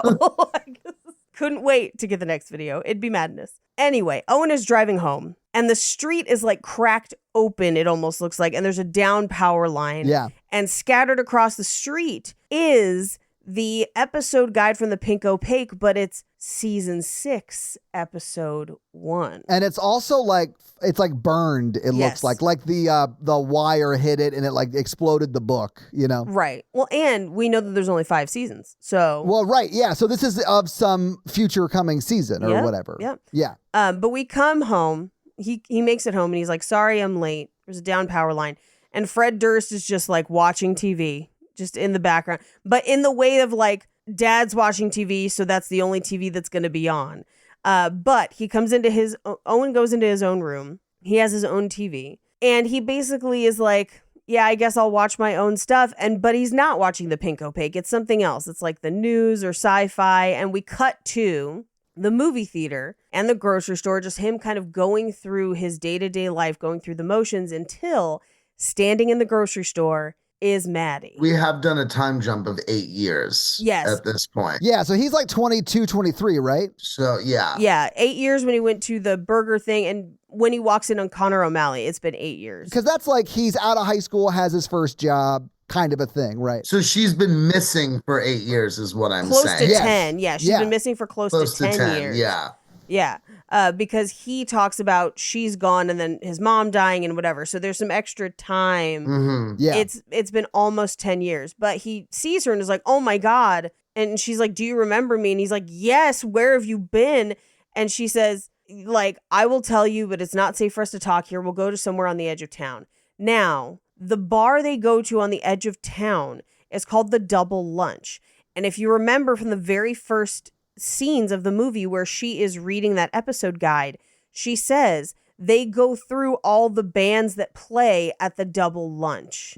So like it was a piece of the show that seems to exist in real life that he has not acknowledged. And I would say that this bar is very lesbian coded. Yes. It seems to be a lesbian bar. We have one of these in town for sure. Yes. Yeah. But as they're sitting and talking, he's like, should you go to the police? What should we do? He's thinking of it in a very like grounded in our reality way. Well, because they've been dead for 8 years or almost 10 years as far as they're concerned, right? Right. Well, and they just like showed up sort of like a zombie behind them at Kroger, more or less. Right. Well, it's interesting because so I was in an interview with Bridget Lundy Payne. She was saying that there were like 3 stages of her playing Maddie.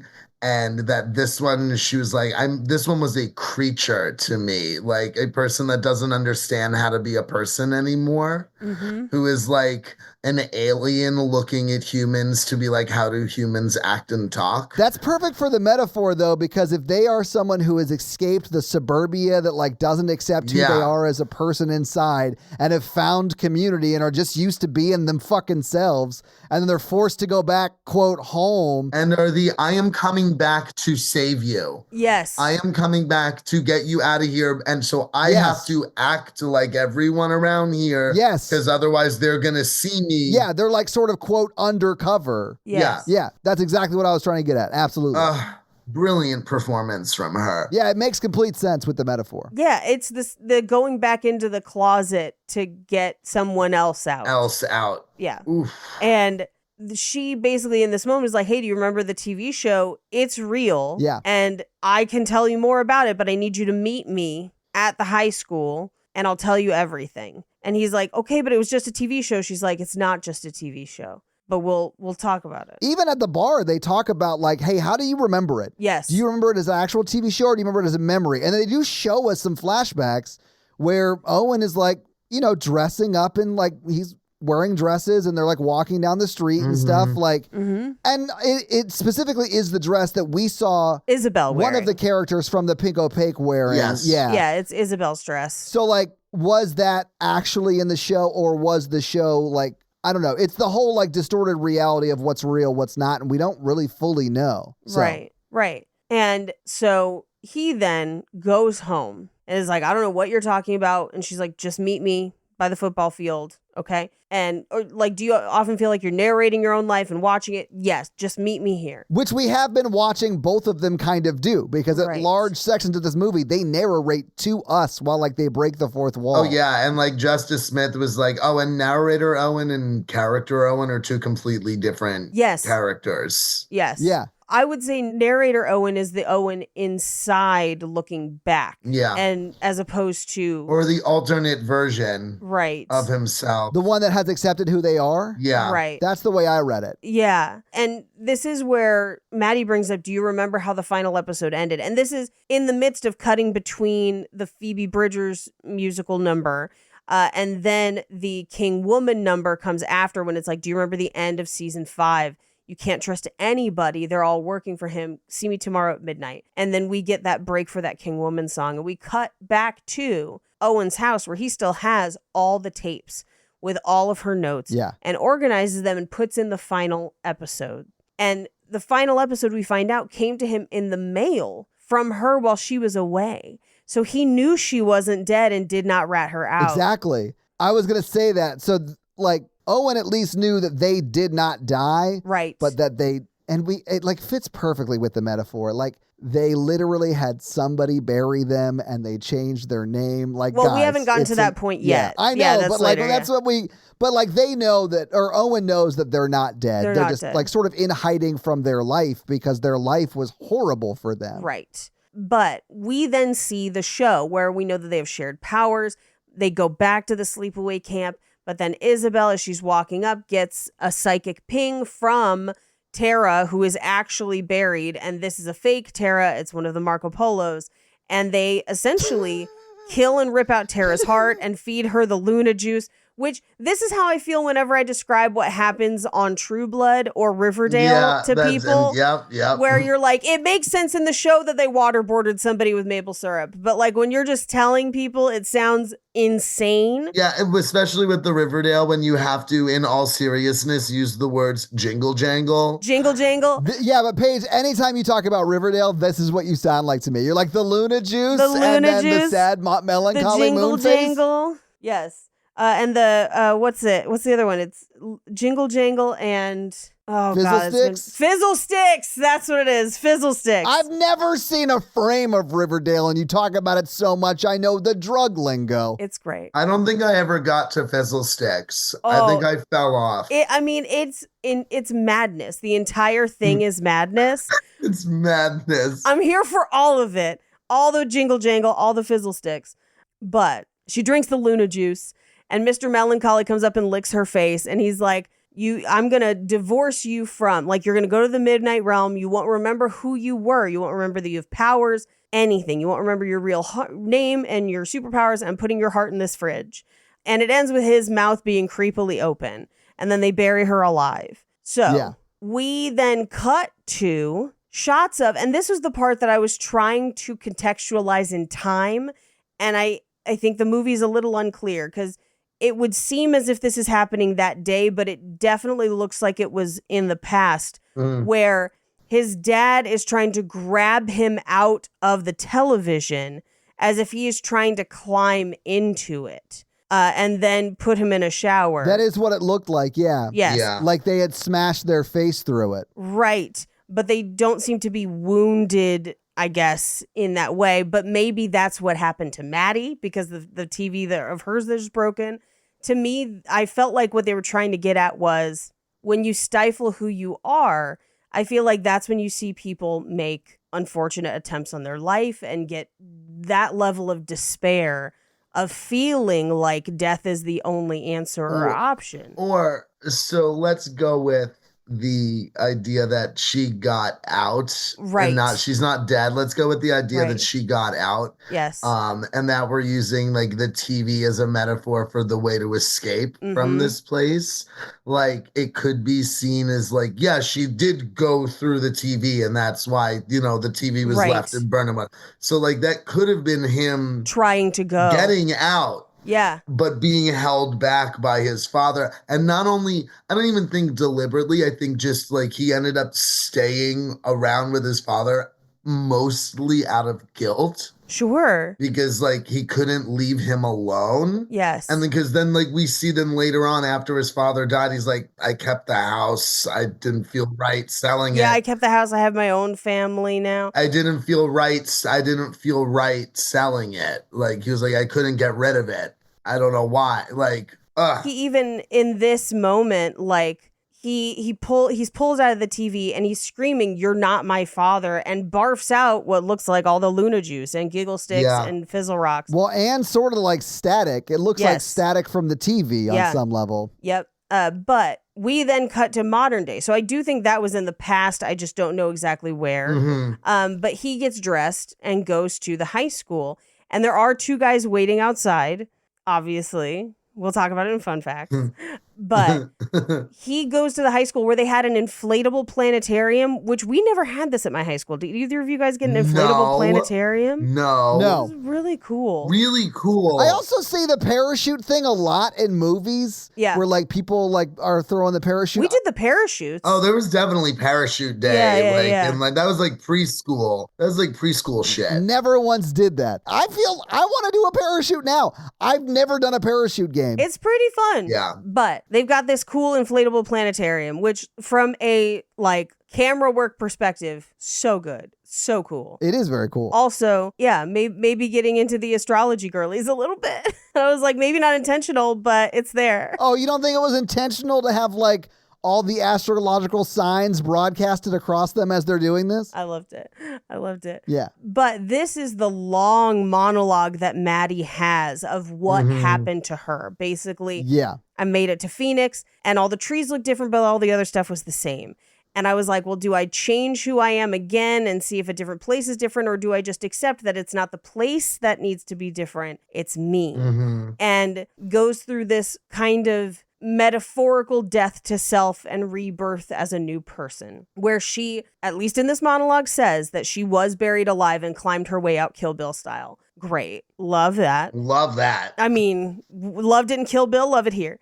But the talk of I was 19 and then I was 20 and nothing was changing. And it was like I was sleeping through my life like a stuffed doll. And then I was 21 and like time just passes. And how long will you let time pass before admitting that you need to be yourself? Yeah. How long will you live as what everyone else wants you to be? And so it's her 22nd birthday. She gets buried alive. She climbs her way out. And when she's out, she says that she basically climbs out in the sleepaway camp, realizing that she is Tara. Yeah. And that she had been essentially buried to this suburban life outside of what her life was supposed to be. And that's why she's come back to try and rescue Isabel, who she believes is existing within Owen, and that this is Owen's fake life that he will not let go of. But Isabel is somewhere inside there, and she needs to be free. So, Yeah. which, I mean, if you've been watching the movie this far, you're like, obviously. Like, Yeah, you're like, yeah, I get it. I know what we're doing here. Yes. Yeah. Unless you're that one guy. unless you're that one guy. What was with the ending? Jesus Christ. I didn't get I it. still think Candyman would have been better if he was white. I don't know. I don't know. Sorry, that was like the dumbest thing I could think. Oh, R.I.P. Tony Todd, by the way. I know. I know. I thought about that after I said the joke the first time. I was like, Andy just passed away. Andy just passed. But it would be a shit take. I feel like the joke holds because that is a shit take. It's a It is a terrible shit take, no take. matter what. Yeah. It's a shit take mushroom. Let's move on. I am so sorry, Paige. Maybe he should try to take some mushrooms.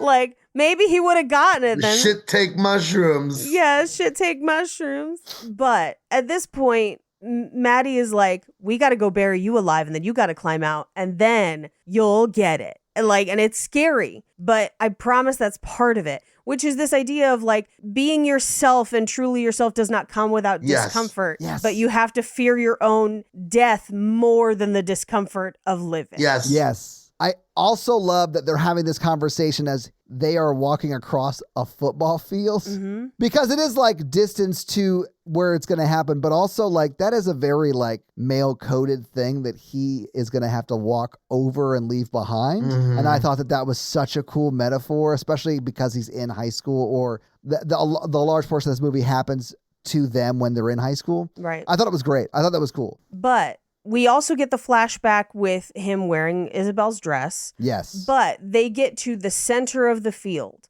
So basically, in football, the line you would cross for one team versus the other. He tackles her over the line and then takes off running. He goes home. The TV is on, but dad isn't there. And he says, I didn't leave the house for days. I kept waiting for her to show up and I never saw her again. But some nights I think about what if she was right?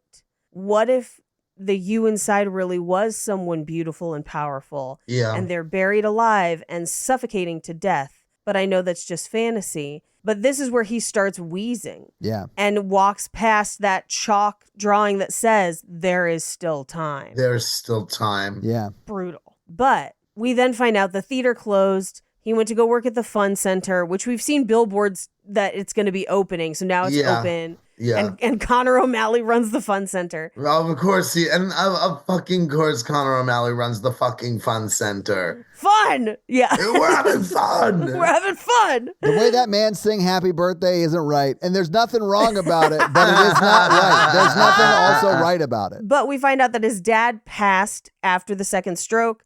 He changes out his old TV and puts it on the sidewalk. He gets a new TV in the house. Yeah.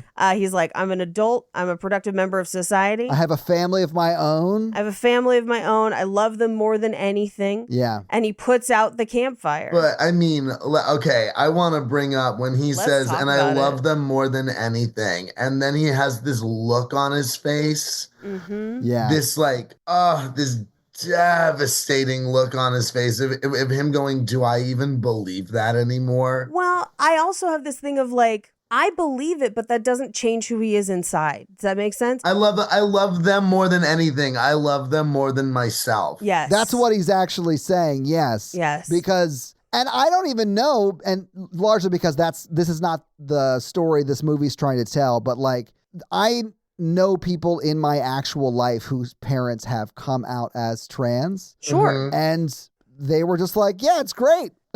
Yeah. So Owen's kids might be super accepting of that, I don't know, who knows, but like, Yeah. we don't get that side of it. But in this moment, Yeah. it is played up very much like I chose their lives over mine. Right. Yeah. But he puts out that campfire, and I think that campfire represents the burning question of who am I inside within the movie. For me, it was, am I going to be who I am inside? Yes, that's probably more accurate. Which makes it makes it very sad. Very sad. Yeah. But he starts the pink opaque again because now it's streaming. Yeah. You don't even need a disc. You don't even need a disc. You don't even need a disc. But isn't it better to get VHS tapes with handwritten notes from your friend who Yes. you're super into this with than to have some impersonal DVD menu sort of thing on Netflix to find it? I still have a cassette player because I still have a cassette from my 16th birthday that my friend in high school, Mitch, made for me. I love Aw. Sometimes you keep the old media for a reason. it. Yeah, I love that. The VHS tapes with the writing on, I love. So cute. But I think it's really interesting that he's like, when I watch it now, it's cheesy and dated and cheap and not scary at all. And we see the like ice cream man. It's like, you could sell soup instead. Soup party. And the wheezing grows more pronounced. Yeah. And he just says, I felt embarrassed. And I wonder in this moment of like, is it embarrassment that I could not just admit this and live as myself, or embarrassment that I ever thought this was me? Who knows? Man, I read it as the first, but I did too. I Yeah. think that's my preferred reading of it. I'm embarrassed that this as an identity scared me. But then he still goes another 20 years because we find out 20 years later, still at the fun center. Which is one of the most gut-wrenching time cards I've seen in a long time. 20 years later is such a fucking, oh God. Yeah. This is either going to be good or very, very bad. Yeah. and it's the latter. Yeah. It's the latter. Because we cut to him working at a kid's birthday, puffing on his inhaler, but it's not stopping the wheezing. And everyone seems to freeze, and he screams for help and says, I'm dying right now. Yeah. Screams for his mother, collapses, goes to the bathroom where he coughs up what is clearly Luna juice, or looks like Luna juice, because it's blue. It definitely had some giggle sticks in there too. Yeah, something. But in the bathroom, he then takes a box cutter and cuts open his chest. And we see a glow like a TV in there.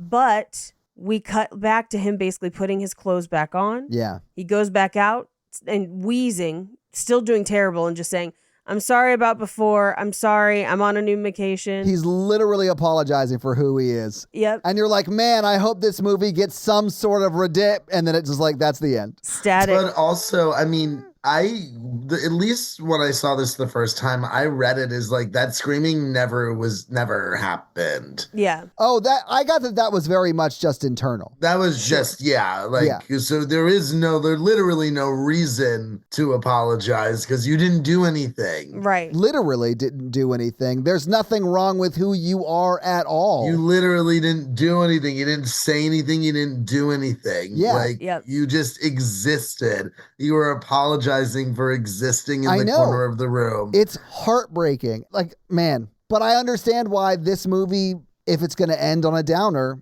ends exactly this way. Oh, God, yeah. And it's like heartbreaking that's like a reality, and this is our society that people have to deal with. But yeah.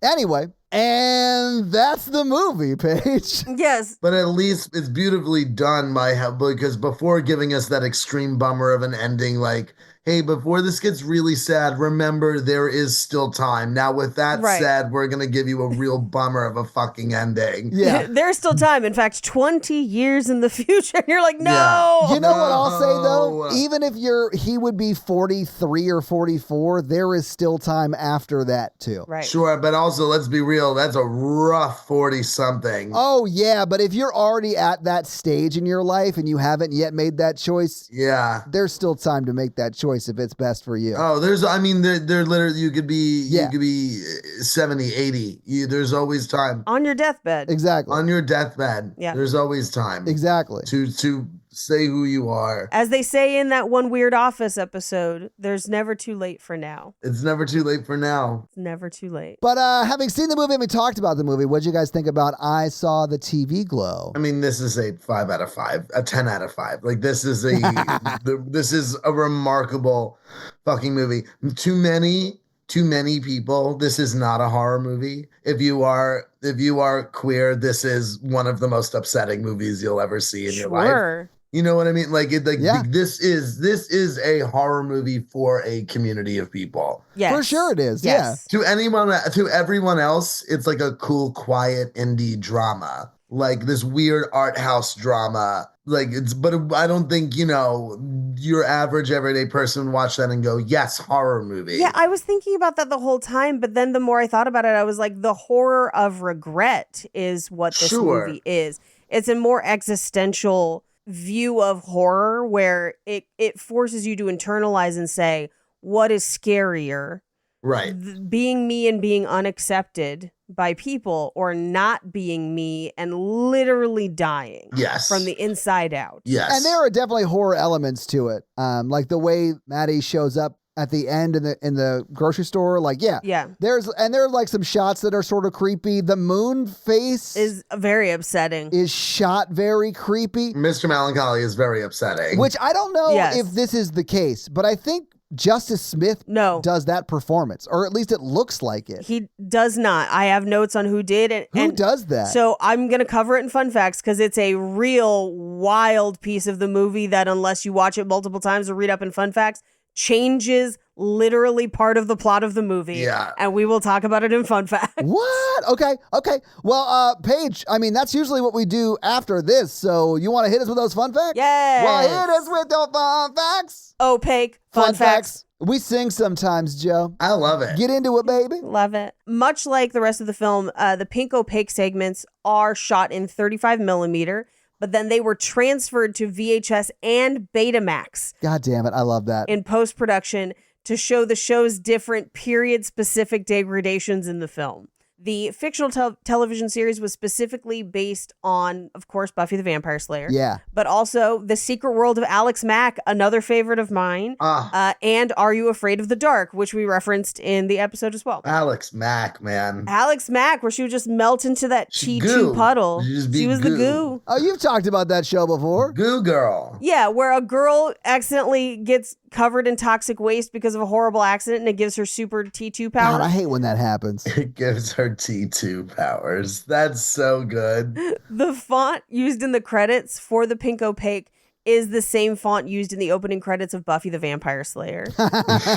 Love it. Oh, I love that. Let's talk about Mr. Melancholy. Yeah, tell me everything. So Canadian dancer and choreographer Emma Portner plays 4 different roles in this film.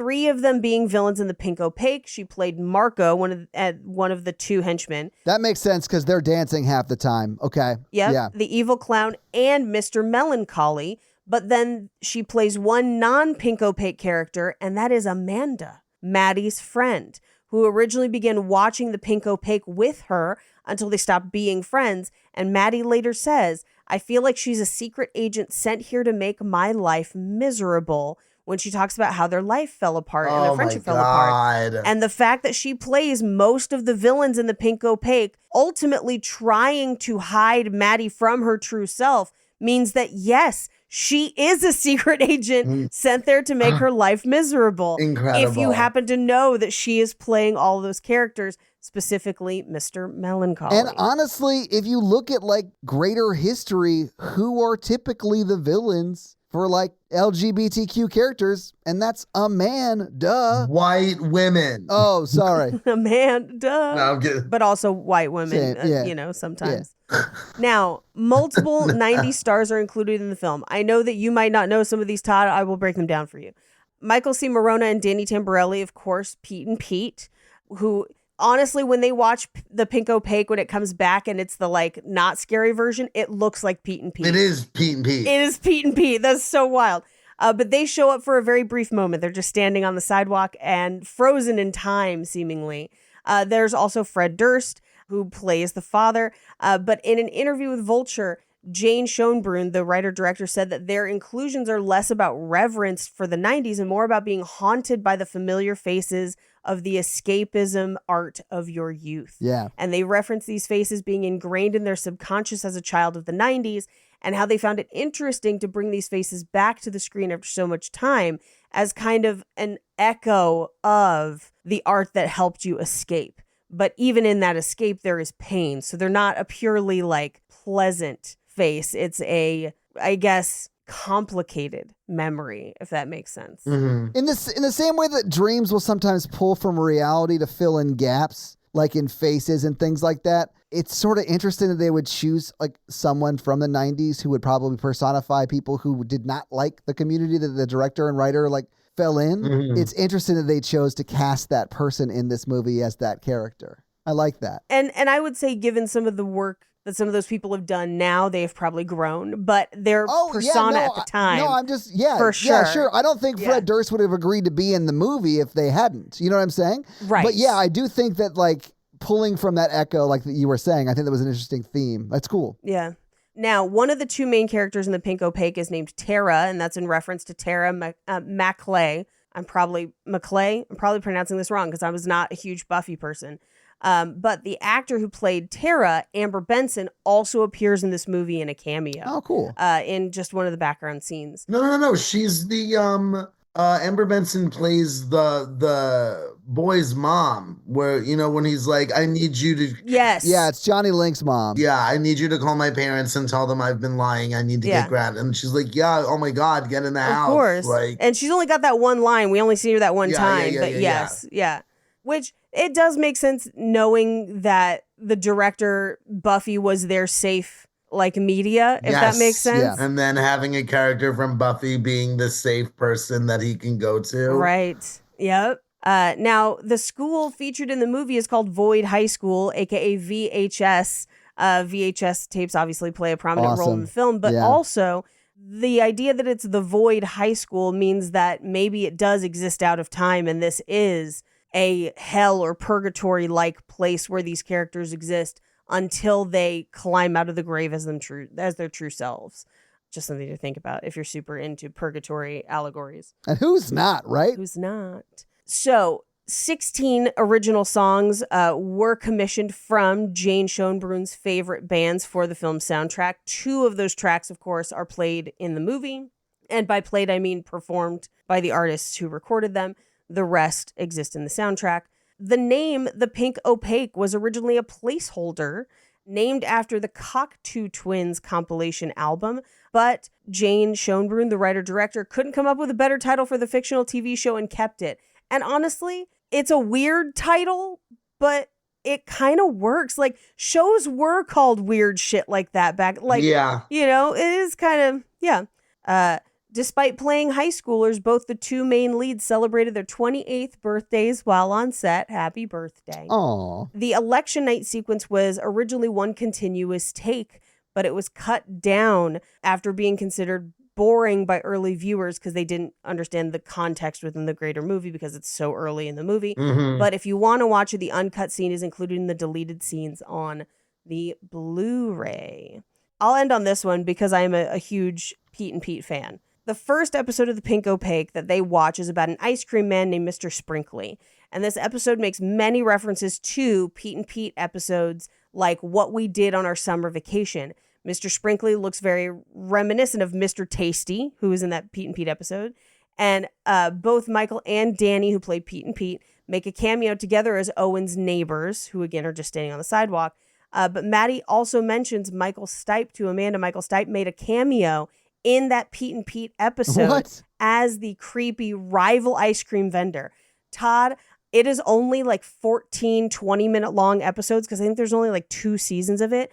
Pete and Pete, child TV genius. You've told me to watch it before. Yeah, Pete and Pete's phenomenal. Yeah. It really is one of the most, like, it is, that thing is a work of outsider art. Yes. Like, it's so weird. Yeah. In like the best way. Like, it really is. Like, it's so funny. And it holds up. Holds up. I've watched it as an adult and I'm like, well. this would be a fun, absurdist TV show as an adult. But those are your fun facts. Well, thank you for those fun facts, Paige. Let's talk a little bit about box office. And there isn't a whole lot, but we'll talk some. So what do you think the budget was for this movie? And let's just say in 2024, because that's when it came out. So this year. I think this is probably a $6 million movie. Okay. I was going to say maybe like 10 to 15. Ooh, guess what it was? $10 million. Guys. Oh, there you go. Excellent guess. There you go. Now, it came out on the weekend of May 3rd, 2024, so earlier this year. It was only in 4 theaters the week it premiered. So I'll just go ahead and tell you it only brought in $119,000 in its opening weekend. It then moved to 21 theaters in its second week out, and then eventually was in its theater peak its third week, where it was in 469 theaters. The only reason I built it up that way is because that's the only week it was actually ranked amongst other movies, and it was 12th that week, and it was its third week. To put it in time with other movies that were out at the time, and again, I normally do this for its first week out. This was technically its third week out. The number 1 movie that week was If. Number 2 was Kingdom of the Planet of the Apes, which, guys, if you have 2 ofs in your title, find a better title. You need a colon. I think, no, they don't have one. What is wrong with them? Although, Paige, the number 3 movie did, and that was The Strangers, Chapter 1. Number 4 was one of my favorite movies of the year, The Fall Guy, and number 5 was Challengers. So that's like placing this movie in time. So at least there's something else pretty queer up in that top 5 with Challengers. Yeah, I was going to say. At least Challengers is there. Where sex is tennis, and tennis is also sex, and it's weird. Tennis is sex, but so is eating churros. Yes. I clearly need to see Challengers. Oh, Challengers is wild. It's wild, Okay. dude. I'm not against it. Banger. Want to talk about a banger score, like a banger soundtrack. Ooh, man. Hang on one second. I have a question. Is it a rom-com? Rom-drom. Yeah. I mean, Paige, we could do it. that's my question ultimately. This is like when you didn't see Saltburn and asked me if it was a rom-com, and I had to be like, no, it's an erotic, suspenseful thriller. It's an erotic thriller. Still not going to watch it, but I would watch Challengers. Maybe we'll do Challengers and RTP.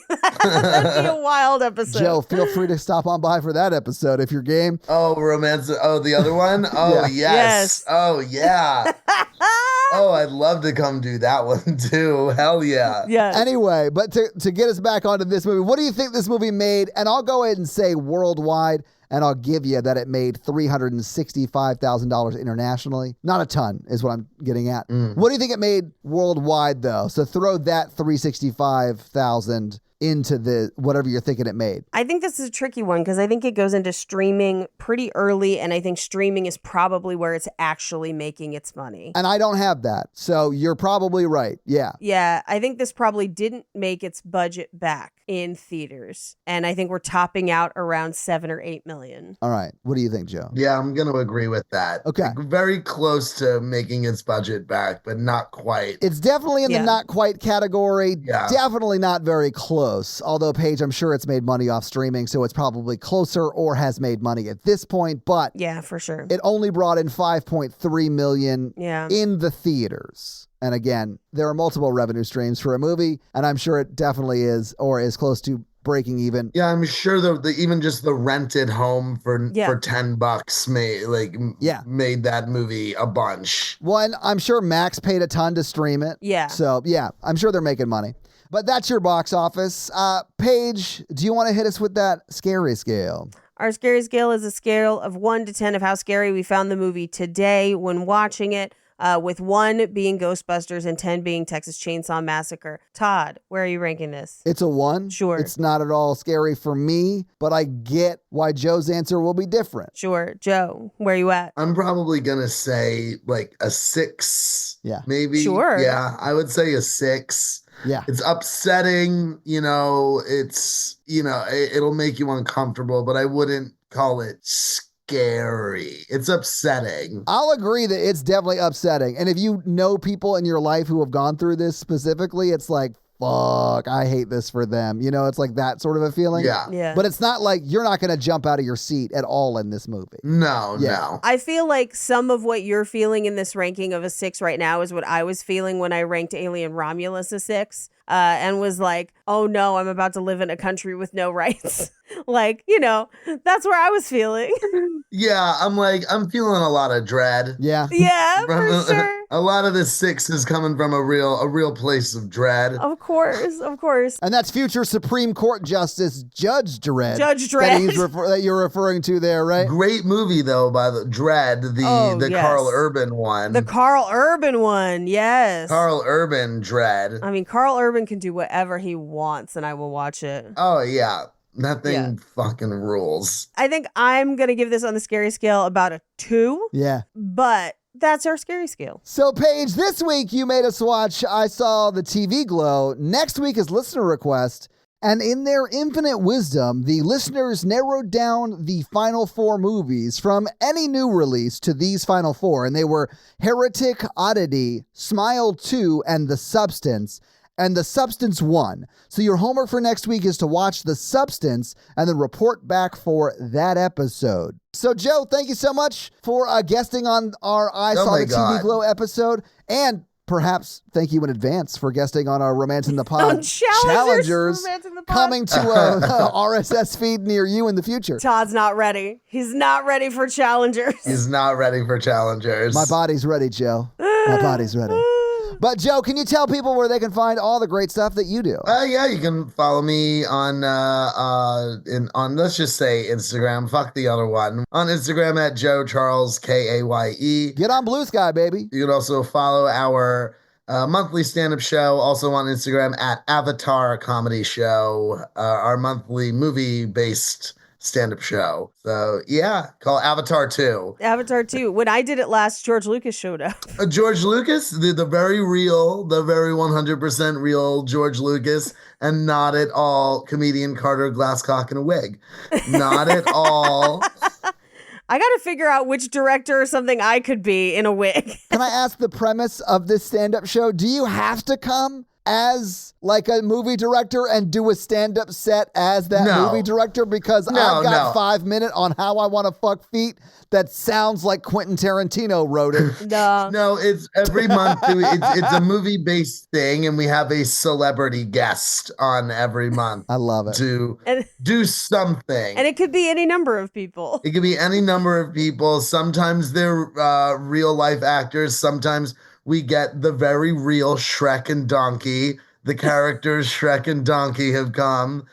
We've had like the ghost of Teddy Roosevelt for when we did Night at the Museum. I love this. It's great. It's so fun. Honestly, that's the shit. Like I would, if I was out there, I would be living for those shows, and not even like performing. I would go to that shit. That sounds like fucking fun. Yeah. Hey, if you're out there and you live in Los Angeles, like follow at Avatar Comedy Show on Instagram. And our next one, we've got I think Hugh Jackman, and then The Grinch. Nice. And And wood-fired pizza out front. Oh, yes. That seriously fucks. It's so good. Yeah, that dude knows what he's doing with some pizza. Yeah, Mr. Doughboy Pizza. Shout out to that guy who got a free plug for not guesting. Yeah. But come get pizza and watch comedy. Yeah. And that pizza, it fucks. It do be fucking. Yeah, he's real particular about his dough, and it shows. Oh, it shows. Yeah. I just want to see how long you'll keep going if I don't say anything in response. Oh, as long as you want. He uses soap rosada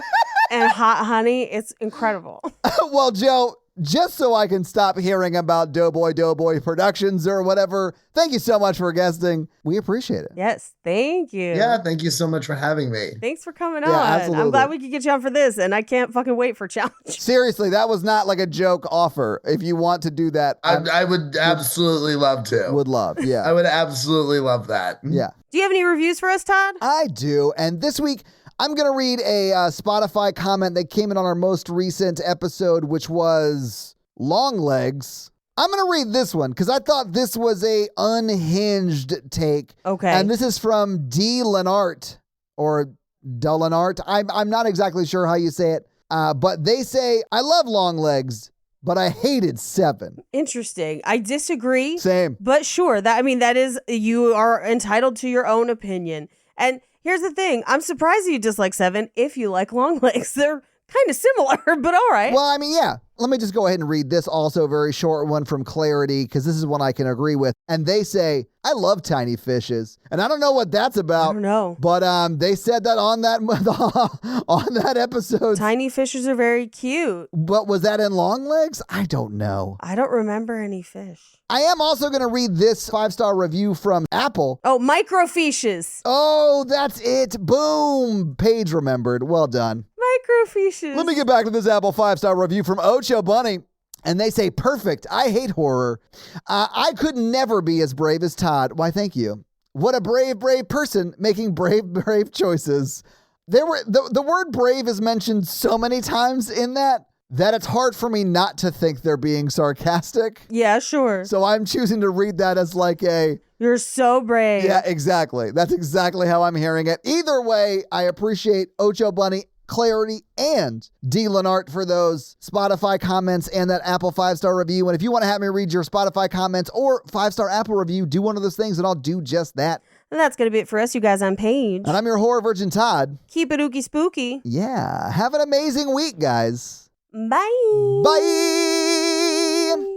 I saw them TV legs glow, nerds. TV legs? I just combined this week and last week. What's wrong with me? I don't know.